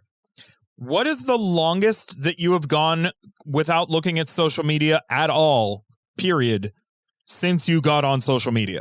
Probably, I want to say a week. I know for this show it can be difficult because we have to keep an eye on things, Yeah. but there has been times where, I mean, maybe not recently I've taken a week off, but I have taken like 4 or 5 days off at a time, and sometimes it'll be like text Grant, like, hey, I want to take a break from this for a while. I'll Keep an eye on the Twitter. Yeah, keep an eye on things and let me know what happens. Like, and when I do the show, we'll talk about it. I'll read up on it some more. But like, typically there has been like gaps between episodes where I just, for my own good, I really just need a breather from this stuff, And for me, I feel like anytime I go on like a vacation, especially like out of the country or out of the state, or like just like out of the, not just like a staycation or whatever the fuck, but like, when I went to Morocco for 2 weeks, like I just turned my phone off and I just didn't fucking like exist in that world, And that's pretty nice to be able to do. What about you? The reason I brought this up is because earlier this year, in like the end of February or something like that, I realized that I had not gone since like 2004 when I got on MySpace. I had not gone more than 30 hours Oh, God. without logging on to something. Like, I mean, back then it was obviously much more infrequent, and it was like I was logging on to check stuff versus now it's like always attached. Mhm. So I went, I deleted all the apps from my phone and went 7 days completely like cold turkey, not looking at anything, not trying to follow anything. Yeah. And so what I noticed is that I feel like I don't know exactly what your guys' patterns are, but the fact that you have taken days off before leads me to believe that I'm way more online than either of you, like terminally to a point. I definitely know that that's about myself. Like, so it's there's some kind of like addiction. Like my brain is literally wired to interact with the internet nonstop at this point. It's so like designed that way again, for sure. Yeah. again, I'm not trying to stick up for Chrissy Teigen. Like, fuck her. She's rich. I don't care that much. Right. But like, even though she's got all this privilege, like her brain can still be fucked up in that way where she's addicted to this thing, where she's, you know, her brain has literally rewired itself to have this dependency on these fucking dopamine hits from this shit. So like, again, it makes sense. Like you said, like, why can't she just go play with her family? It's because she's literally addicted to something. Right. And like she technically can, but like, why can't a heroin addict just stop using heroin? It's like the same fucking thing. That's not how her brain is wired. So, but also, I did not think when we brought up, I did not think when we started Chrissy Teigen that I was going to be like, listen though.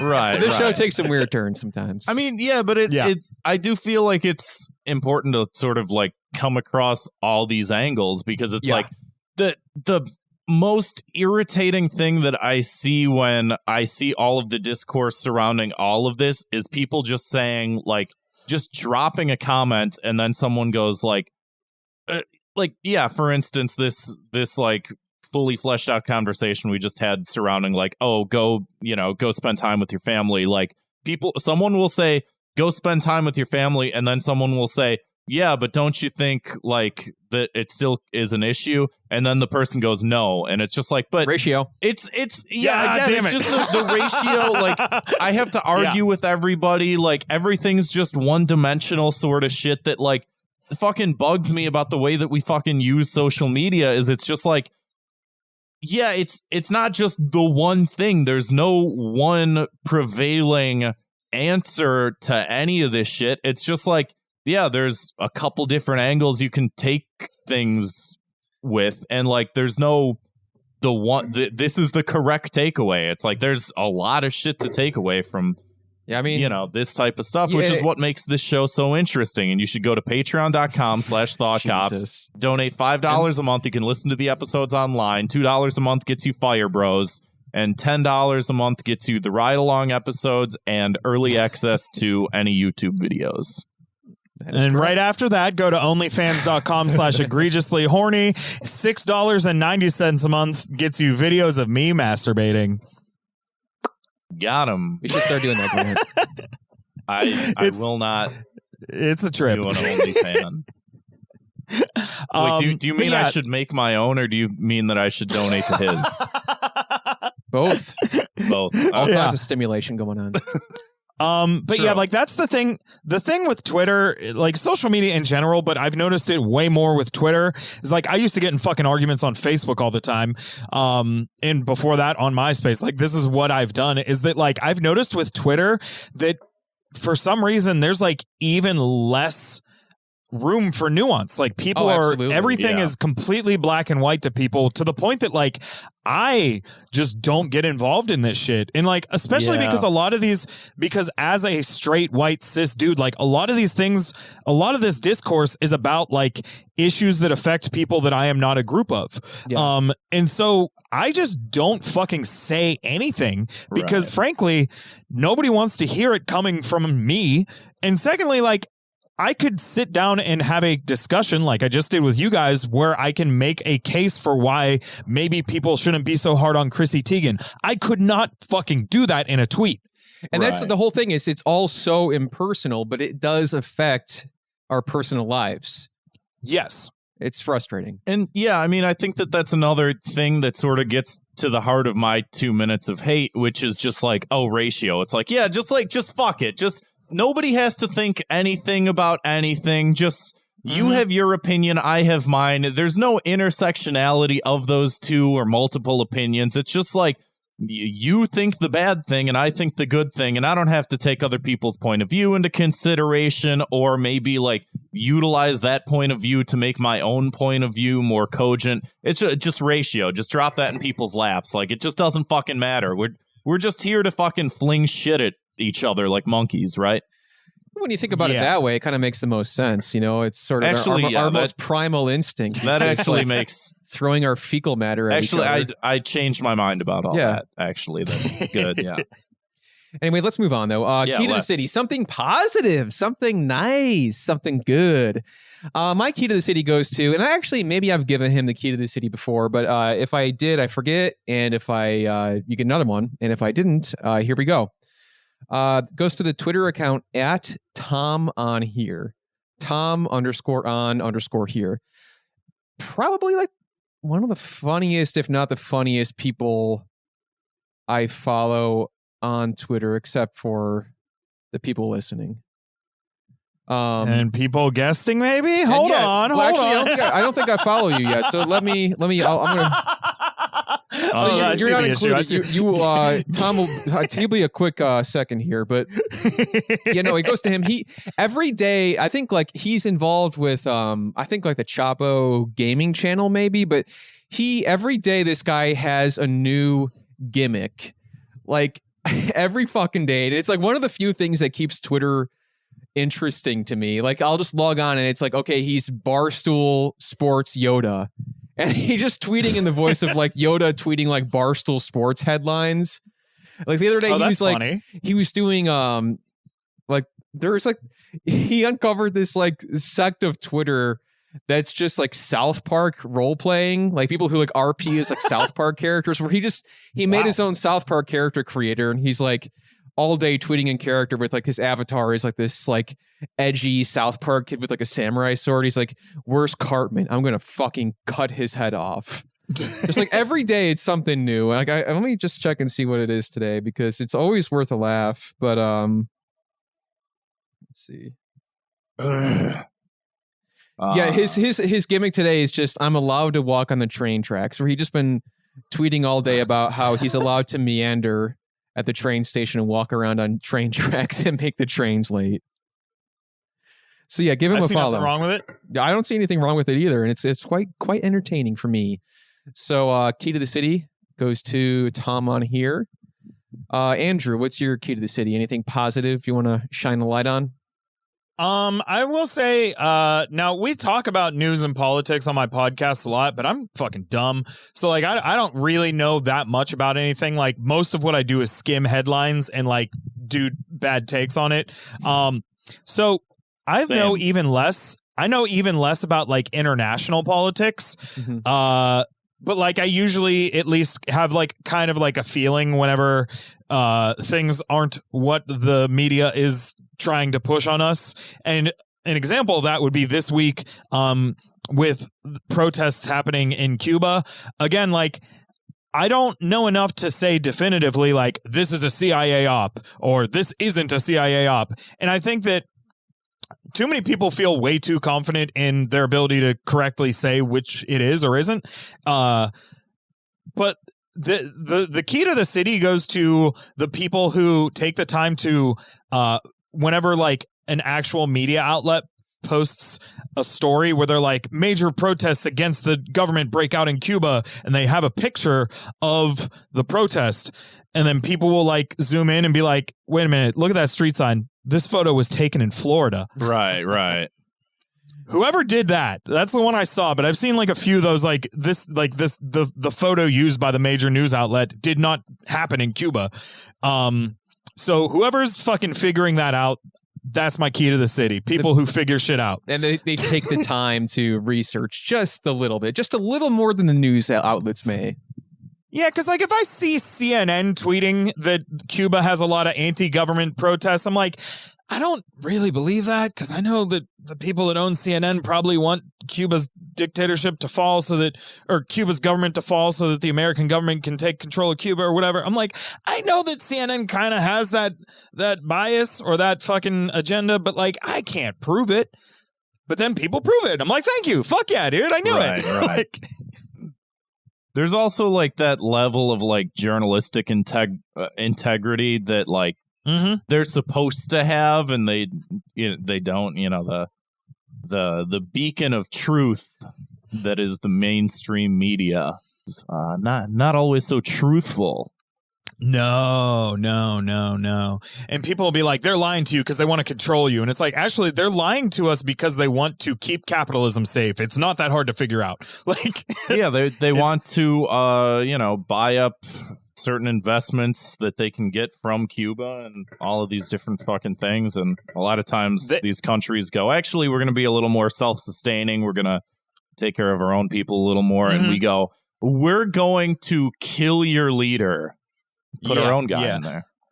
Like CNN does not actually care what you as an individual do, but they do care about their stockholder values and shit like that. Like that's what they actually care about. They're not trying to control you. They're trying to stay rich and keep you mad at your neighbor who has a Trump sign up or whatever. Like, yeah, for sure. That's all CNN wants to do. Yeah. Oh, also, if I want to single out anybody, Ken Klippenstein is a journalist I actually like. If anybody's not following Ken Klippenstein, he does good stuff. He's always like changing his name, like posting things that will like get people to retweet them, and then changing his name to Ted Cruz. Like he did something that Ted Cruz retweeted, and then changed his Twitter name to Ted Cruz retweeted porn on 9/11. Yeah, or something like I saw that pop up. That's fucking dope. I like Ken Klippenstein. Yeah, I think he also made the Tucker Carlson show too recently. Oh, what? Oh, yeah. He did like a Freedom of Information Act like request on Tucker Carlson, and Tucker Carlson will like put his like one of the stupidest looking pictures of him in a segment, and it's like hilarious to look at. And he's like, what? Like, I'm allowed to do this. Anyone's allowed to do it. But he's like, oh, this journalist for The Intercept is spying on people. And it's just like, this is just this is, anyone can do that. Like, this is journalism. This isn't. It's doing research. Yeah, it's just called doing research. Idiot. What do you got for us, Grant? Key to the city. Yeah, let me pull this up. So the video that I had lined up to play for the episode was on someone's page that got suspended or taken down. Yes. So I'm doing my best. I hope that this video works. Oh my god, I'm so excited. Yeah, we played this video at the live show. Yeah, these guys got my key to the city at the live show. So yeah, this is fuck yeah, dude. This video was Kevin's key to the city. I'm gonna play this real fast to catch people up that may be unaware. All right, it's opening Twitter. Hi, do you live in the Moncton, New Brunswick area and are looking for more friends? Well, I've got good news for you, because we got 2 of them right here. Yeah, we're pretty cool guys. We like hanging out here at the this park here and like hanging out all over the place, you know. We're really into movies. Jeffrey's into video games. I'm into like books and comic books and stuff. He likes like comic book movies. We're actually pretty cool. Is it so Brentley? Like, if you want, you can like send us that's a enough, comment Brentley. here. That's enough of that video.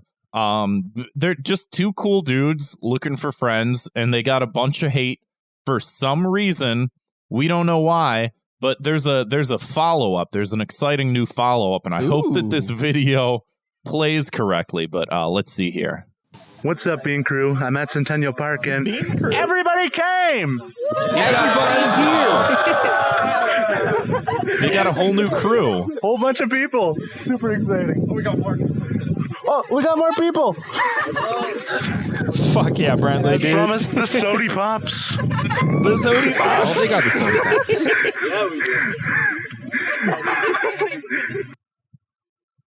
So he's got such a great voice too. I've considered trying to get him on my podcast because, like, I don't know, he like put an open invitation to new friends. I'm like, dude, I want to be your fucking friend. He brings me so much joy. But also, like, my show's super political, and I don't want to like put him on a place where he's gonna have to like tell me that he wants Joe Biden to die or anything. You know, I'm like, you're find out some information about him. Maybe you didn't want to know. It's sometimes it's just nice to let it just linger. He's also a young kid. Like, he might just be like some lib or whatever. And like, I'm not gonna like hate on him. He looks very young. I'm not gonna hate on him for not understanding that he should be a communist or anything. Like, I know a lot of people want to do that, but I don't want to put him in that position where I'm like, what do you mean you like capitalism? Like, right. So that I'm holding back. But like, fuck, he seems like such a nice guy. He's great voice too. Fucking great voice. He should have a podcast. And he's got, what do you call it? The Bean Crew? The Bean Crew. Hell yeah. Shout out Bean Crew. Yeah. Key to the city. Fuck to yeah. them. What city, by the way? Gotham? Neo Chicago. Neo Chicago, baby. Neo Chicago. Yeah. Oh boy. Not to be confused with the Chicago not regular old, Chicago. Yeah. This is the advanced version. Let's move along, go to Thought Cop's Word of the Week. This week's Word of the Week is Plant Dad. It's when you were a guy who has a plant. You can put that in your bio on your social media. I get what you're saying, man. No, it's just some I'm weird, smoking my children. just some fucking weird signifier. Like now they got I shirts know. at Target that say Oh, Plant Dad on Jesus them and Christ, stuff. man. So if that's what you're into. Like Dog Mom wasn't good enough. Exactly. Yeah. So Plant Dad. Do I get one too? For the word of the week? No, just one per week. But however, I will Ooh. say, Unless you have a Okay. word that you want to teach us, do you know any good words? Oh, I was just gonna say step dilf. okay, It's just what I aspire to be in life. I don't know. I could see that. I could see you filling the role of a nice step dilf. Dude, I got so many shitty jokes and cargo shorts. Like I'm ready to be somebody else's kid's dad. Like, and I don't know. All right. That's all I got. I like it. I like it. So before we do get to our final segment of the show, which is our listener voicemails, Andrew, if you want to just go ahead and I know you got your podcast you want to plug, any social media you want to throw out there. You can follow me at Andrew Hilary US. You can follow my podcast at Worst Week Yet, or just go listen to it. Look, the world is fucking depressing. We try to do our best to laugh at it. We had some really great jokes about all the people that died whenever that building collapsed in Florida. No, I'm kidding. That was hilarious. It's always hard to find humor, but like, look, dude, I made a joke with the coroner when he came to take my mom's body that I found. Like, I can do this, okay? I can find some way to laugh at any terrible thing, and or at least I can try. I don't know. It fucking sucks to be alive, but if I'm gonna be here, I'm gonna make the best. You know, Gotta have some fun. So check out Worst Week Yet. We got a website. We got a Patreon. I got an OnlyFans. I don't. It's fine. Do whatever you want. But we love you. I love you. Support local content creators and get out there and check out that OnlyFans. Yeah. Oh, also, if I ever come do comedy in your city, like I said, I'll probably bum, but I'm gonna have so much fun. You should be there. Yeah, you make it sound like no matter what happens, it's going to be a good time. I have never not had fun on stage. People like hate like you watch comedians, they go up there and they get like mad that the audience doesn't like them, and it's like, dude, like That never goes the well. audience. The audience doesn't owe you shit. Like, you owe them entertainment. If you're not entertaining, like, that's not on them. It's on you. So, like, for me, it's like, I don't go up. Like, I've seen people like, oh, what? You guys didn't like that one? I'm like, oh, you guys aren't going to like the next one. Like, I hate that line so much. It drives me nuts. And so many fucking comedians, like, I've only been doing it for like 4 years, and one of them was a pandemic year. So really, I've only been doing it for 3 years. But like, I've gotten to a place where I'm not that good at writing jokes. But like, I have enough fun on stage that my mediocre written jokes it can be fun for the audience because I'm having fun doing it. Hell yeah. And like, I don't know. I'll be in Chicago in like the winter, and I'll fucking hit you guys. Yeah. I'm sorry. I'm Neo Chicago. I don't know. I think I'm going to the old Chicago, but whatever. I'll hit you guys up. We'll guide you to the We new can place. go bomb together. Yeah, we can do a in-person episode, perhaps. Yeah. Oh, You know? Hit I'll us bring up. my gun. Yeah, we have extra. You can. Yeah, I got plenty of. We got to get some more of these. We because we got Yeah. these like green squirt guns we use, and we keep breaking them at the live shows, or at least I do. So yeah, before well, I guess move on here. So yeah, if you want to support the show, get some bonus content, you can always support us on Patreon over at patreon.com/thoughtcops. As Grant said, we got all kinds of bonus episodes on there for Fire Bros, which we did just record one. And maybe that's already out by the time this episode's out. Hopefully. I'm assuming it is, but we'll talk about it more next time because we really haven't had a chance to go back and listen to that one yet. But if you want to do something for free, have a little fun for free, because what's better than that? Leave us a voicemail. Give us a call, 312-788-7361. Or you can always send us an audio file to thoughtcopspodcast@gmail.com.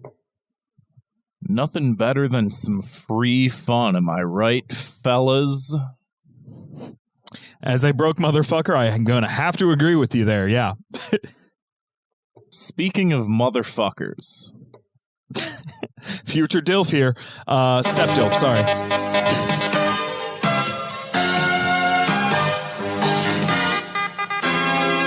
This is the Discord news for this week, bringing you all the news worth reporting from the virtual streets of Neo Chicago.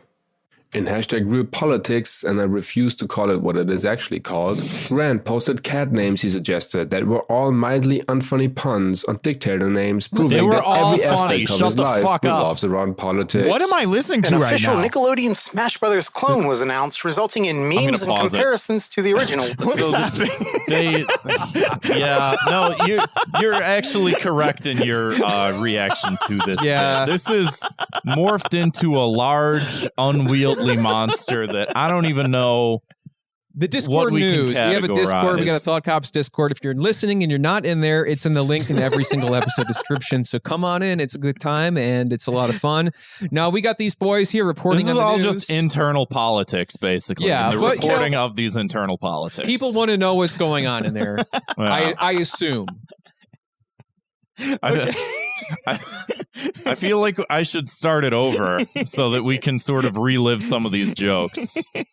Please. So keeping that in mind, Christ. we haven't like pitched the bit in a long time. We just play it like it's normal, and I'm Yeah, I pretty know, sure like every single guest is like, "Yeah, okay, whatever." They got a news segment At where the they're live talking show, about at the cats. live show, you were just about to hit play on this for a room full of people who didn't know what this was. I'm like, no. We have a Discord. That is a place where people can talk to each other on their phone.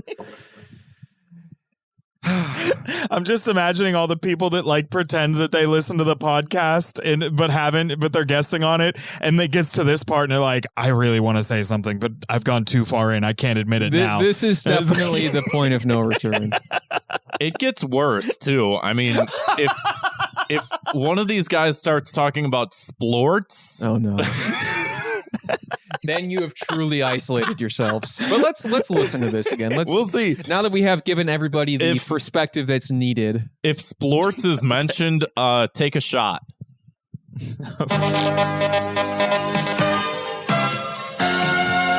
got a theme song too. This They is have the their own Discord Patreon. news for this week, bringing you all the news worth reporting from the virtual streets of Neo Chicago. In hashtag real politics, and I refuse to call it what it is actually called, Grant posted cat names he suggested that were all mildly unfunny puns on dictator names, proving that every aspect of his life revolves around politics. An official Nickelodeon Smash Brothers clone was announced, resulting in memes and comparisons to the original for about 4 hours before everybody stopped caring. Even if it turns out terrible, it will still be better than Smash. In hashtag Gamer Americans, Sleep Science got bullied for not being able to sync an Xbox controller with an Xbox. An action that requires literally only 2 button presses. The SS Discord News has set sail this week with 2 new mates as Sleep Science and Serial Mushjack Poster agreed to join the Sea of Thieves crew. While discussion about actually good visual media got barely any traction this week, the dedicated channel saw it out over the ending of Loki. These so-called Disney adults will desperately be awaiting the next offering from their corporate overlord. Zwick posted some just absolutely fucked up shit in hashtag LooneyBin, which got 7 shocked turtle replies before Sleep Science seriously asked Zwick, just what the fuck is wrong with you? Serial Mushjack Poster posted some equally fucked up shit in the hashtag Foster Department that we wish to never see again. And now for the final segment, LaCambra Corner. LaCambra didn't post anything this week. Boy, the segment ran out of steam real quick. This week's Discord news has been presented to you by Joey Guacamole and Parrot Skull and Crossbones Tropical Goth. If you've had enough of being alienated by the segment, join the server and experience the posting hell we are living in 24/7. there we go. Join us at https://discord.gg/u6pwx95uvy. Hope you got that because it won't be posted anywhere else. What the fuck? Really quick, I just want to say, like, it's already like it's already a little bit embarrassing to play this, but when I have to like look at the guests like just having no idea, I'm just like, what is happening with Yeah, my again, life? we only just started doing the video episodes not too recently. Now we have to like face the people that we're doing this show for, and it's highly embarrassing. Oh my god, funny But stuff. I do think that was the best Discord news yet. I agree. I'm Also, sweating. I'm laughing so hard right now. I mean, if people can find entertainment in this and they have no fucking idea what they're talking about, that means they're doing a pretty good job. So good job, guys. I'm honest. I think this is something that if I had all the context, it would be way less enjoyable. I can see that. I could. And Yeah. I think they do know that because they know that nobody gives a fuck about splorts or baseball. The story about the guy that couldn't connect his Xbox controller, that just got me. I'm like, what? Oh, fuck. This is also made like more funny because like this is like kind of my biggest. I think for both Grant and I, this is like probably our biggest like social interactions in our lives at this point is like ignoring half the things people say to us in a Discord and then hearing about it. Like, I guess, yeah, Sleep Sense couldn't get that controller working. That sucks, man. Also, these cat names. Yeah, go ahead and read those off. Go ahead. These are brilliant. So if He said I mildly unfunny. How did you feel about that? he said Andrew, you tell me if these are mildly unfunny cat names. Meow Zedong, Meow Zedong, Fidel Castro, Meowsif Stalin, Derivative. Carl Meow, Ho Chi Meow, Meowin Trotsky, Katamir Lenin, Kat Guevara, and Kat Jong-un. What do you think? My personal opinion is that all cats should have names that are food and all dogs should have names that are people. Like my cats, all 3 cats I've ever had have been beef, cheese, and gravy. If I ever had a dog, it would be either like Mike or Rebecca or something like that. So I understand what you're going for. I think they're all right puns. They're not. What was the comment that they said? Unfunny? Mildly unfunny. Mildly unfunny. I'd say they're mildly funny. I would not go in the other direction the entire way. I'd say they're mildly funny. That's all that I need. But I cannot in good conscience endorse the naming of a cat with something that isn't the name of a food. I had a dream last night that my current cat, her name is Gravy. I had a dream that I got a big fat orange cat and named it Biscuits, and Biscuits and Gravy were best friends. And then I woke up and had to be sad because that cat isn't real. That's how my morning started. I mean, you're taking the loss of a cat that doesn't exist. You're taking a pretty hardline stance on this cats named after food thing. But you don't think if you went to a friend's place and they were like, this is Meowsif Stalin, that you wouldn't be like, haha. You know what? That is probably the reaction I would give, yes. Yeah. I would probably be like, that seems like that'd be like a red flag of some kind. Like, I mean, it's not a cat named... I would ask if that cat chose its own name, and they would be like, what? It's not like the cat's name is Adolf Cattler. You know what I mean? I guess, yeah. I would be, why not something like, I don't know, some normal shit, Like, why do you have, like you said, you're like, it makes me think your whole life revolves around politics. And it makes me think that maybe like you're not fun at parties if you named your cat Meowsif Stalin. That's a hilarious. What if it had like a little cat mustache? Then I would be on board. Only for the mustache. There you go. So if you got to, or what if they looked like them? Like what if Meow Zedong had like a little bit of a receding hairline? I would be impressed with any cat that has a receding hairline. So, low bar to hit. There you go. Andrew's taking off the hat for us. Yeah. If you subscribe to the YouTube, this is what you get. Let's hit the next voicemail. The slow reveal of my hairline. It's a slow burn. Hello and good evening to you, Thought Cops. Once again, it is I, Leo the Incredible, gracing your voicemail, as per the usual. Hello, Grant. Hey, Leo. How are Sit you, this friend? one out, I guess. I hope you're well. I'm doing good. I'm not calling about the usual. You'd think I would, to stay in character, to stay on point, but not this time, gentlemen. This time, we had a little bit of variety to this particular voicemail. In fact, you could qualify this as a under 2 minutes of hate voicemail. Let's cut right to it, shall we? The other day, I was out doing yard work. Had to pull out a dead rose bush. Did so, mightily, with strength. Injured myself while doing this. Unbelievable. Rotator cuff, damaged. Nerve and neck, pinched. And to boot, I also discovered I did some nasty damage to my lower back. Now, usually, this hate mail might be just the rose bushes. I detest them. Thorny little bastards. Sticking to me the entire time I'm pulling them out. Nonetheless, it's not about the rose bush, it's what happened afterwards. As a part of just trying to stay in motion, just to feel good, I decided, you know what, I'm going to go for a little walk, a little bit of an adventure, to go grab some grub. So I went on this walk to my favorite burger joint. Dining room closed. Drive-thru's open, but I can't get food as I'm walking up there. So I think next place we'll go. Taco John's. Closed. Dining room closed. I feel like I can see my face turning red from embarrassment. Okay. Having to This isn't going so well, but I see a Hardee's down the street. Get down there. Dining room closed. Drive-thru's open. 3 strikes. I'm just a man, a simple man, out to get a meal. I posit to you, gentlemen, this is a thought crime. The thought that I can't walk up and get a delicious burger, fries, whatever. I have to be driving a car, like I'm some kind of elite. It's a thought crime, gentlemen. It's a thought crime against me. I'm not trying to save the world. I'm out trying to be fit. And the world has decided I'm not good enough. And certainly being in Chicago, you are probably no strangers to this. I say that should not be allowed. It is a thought crime. Gentlemen, I wonder what your thoughts are on this.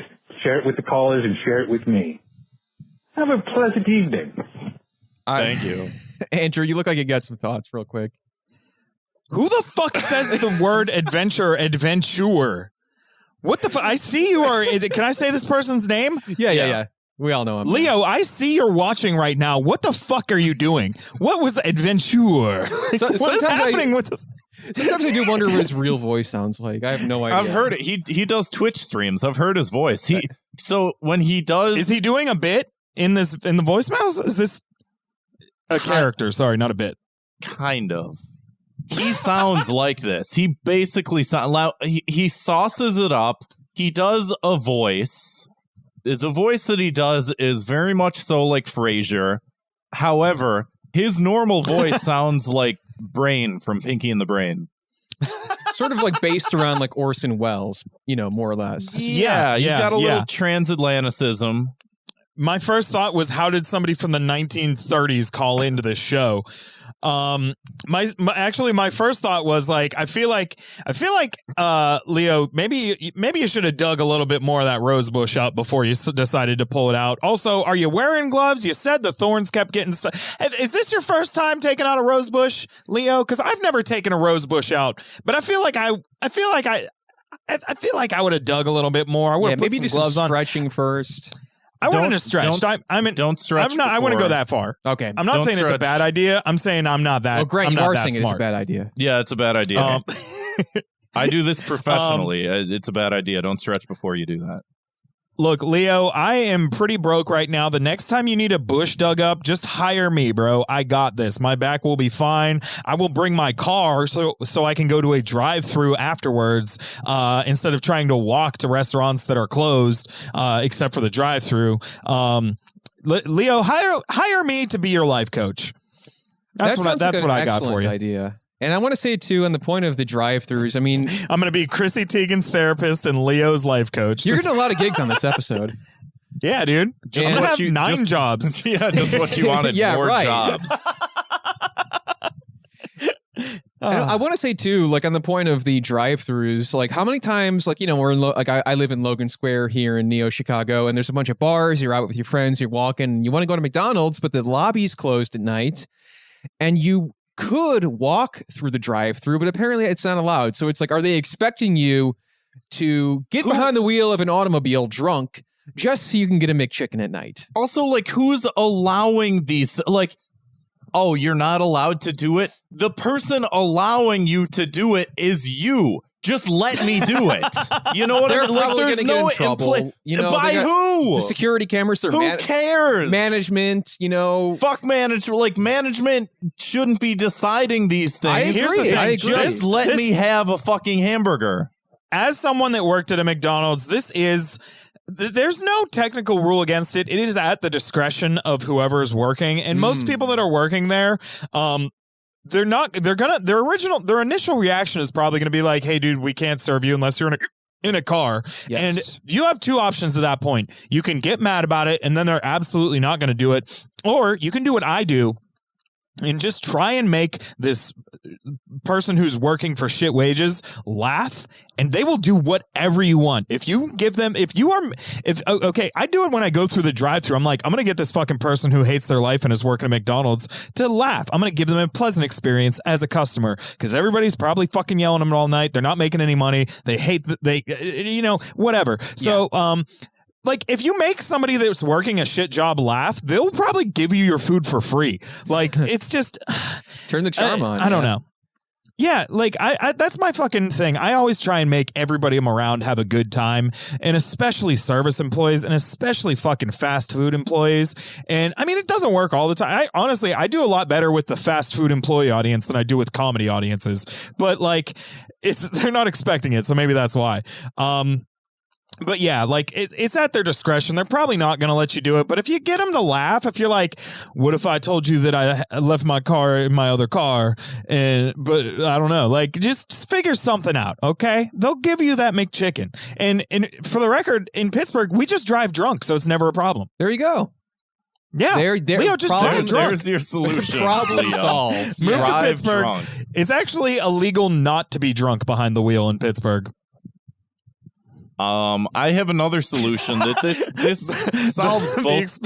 This solves both problems. This solves the problem of no car, and this solves the problem of make the employee laugh. Go just off the side of the road, find a piece of cardboard. There's probably one there. There's always just a piece of cardboard off the side of the road. Punch a square hole in it, and then just walk up and pretend that that's your car. And they'll be like, sir, you have to be in a car. And you'll be like, yeah, I'm in my car. And then here's what they're going to say. They'll be like, I don't hear any engine noise. And you'll be like, it's a hybrid. Saving the planet. That a problem? Yeah. This is green technology. Yeah, you say one McChicken, please. and you look at them and you say problem, and you make this face. Now, for the folks at home, Grant appears to be what I'm assuming is the troll face, the classic. Yeah.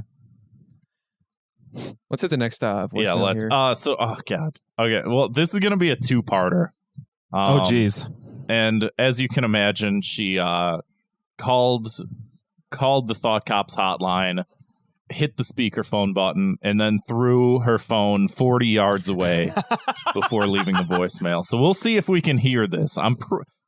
She's got an arm on her. I may die of embarrassment by the end of this episode.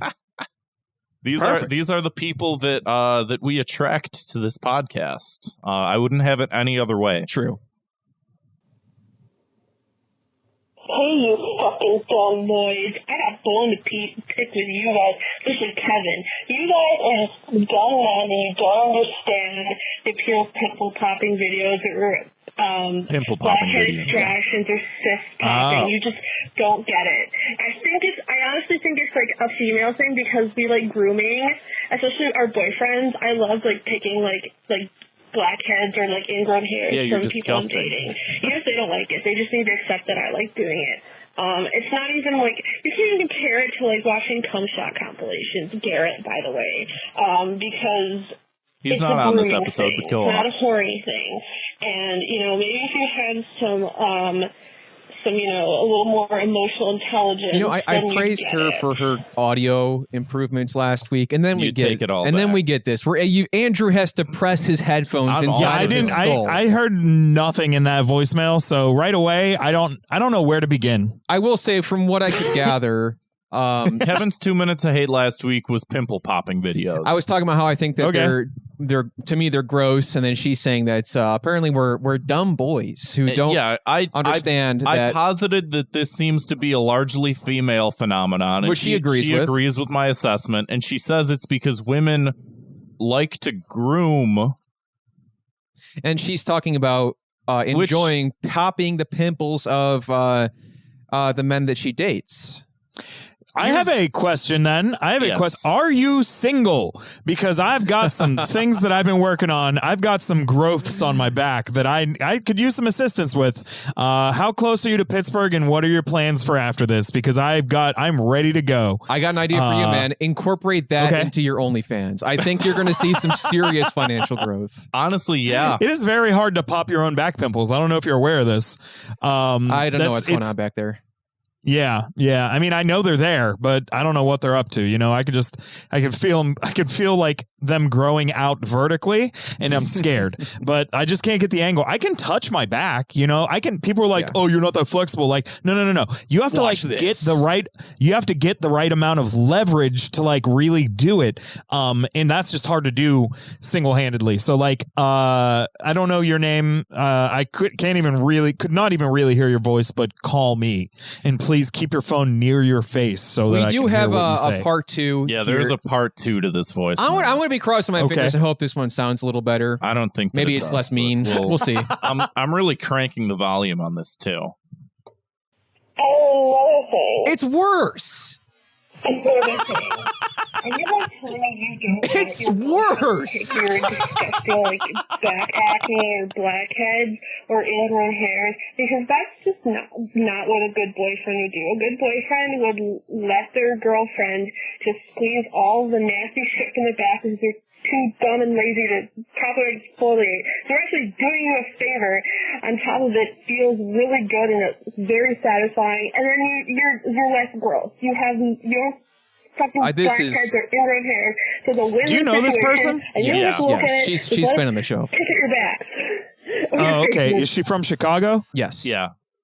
I like the way she says back. Technically from Wisconsin. I can't do the accent. Wisconsin, It was hot. But lives Oh, here even hotter. Yeah. now in Wait, Neo, is this Chicago. is this the person from Wisconsin that I'm? Never mind. Let's call back to somebody that I said I might. Yeah. This. She's now I not have currently single now, so. Yeah, sorry to break it to you. God damn it. God damn it. I'm out there.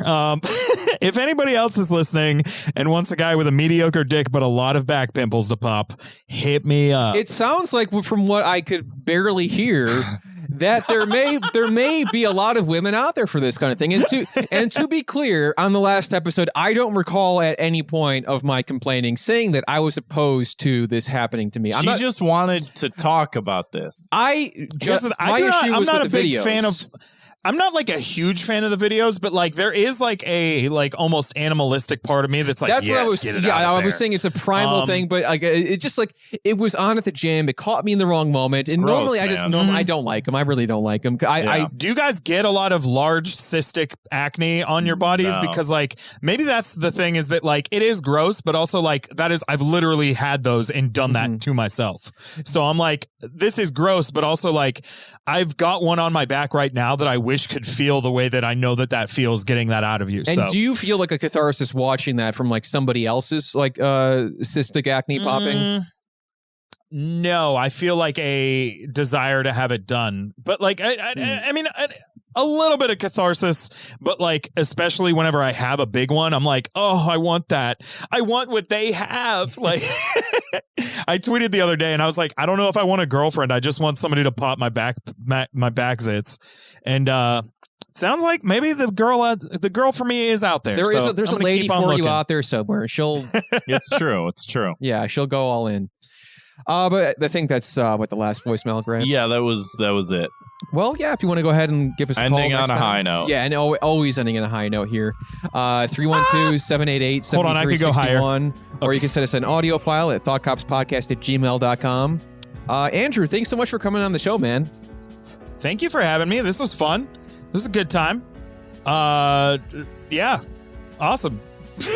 Appreciate you. And like I said before, you want to support the show, throw us a few bucks over at patreon.com/thoughtcops. It helps us out a lot. Helps the show get reach new audiences, do new stuff. Always a good time.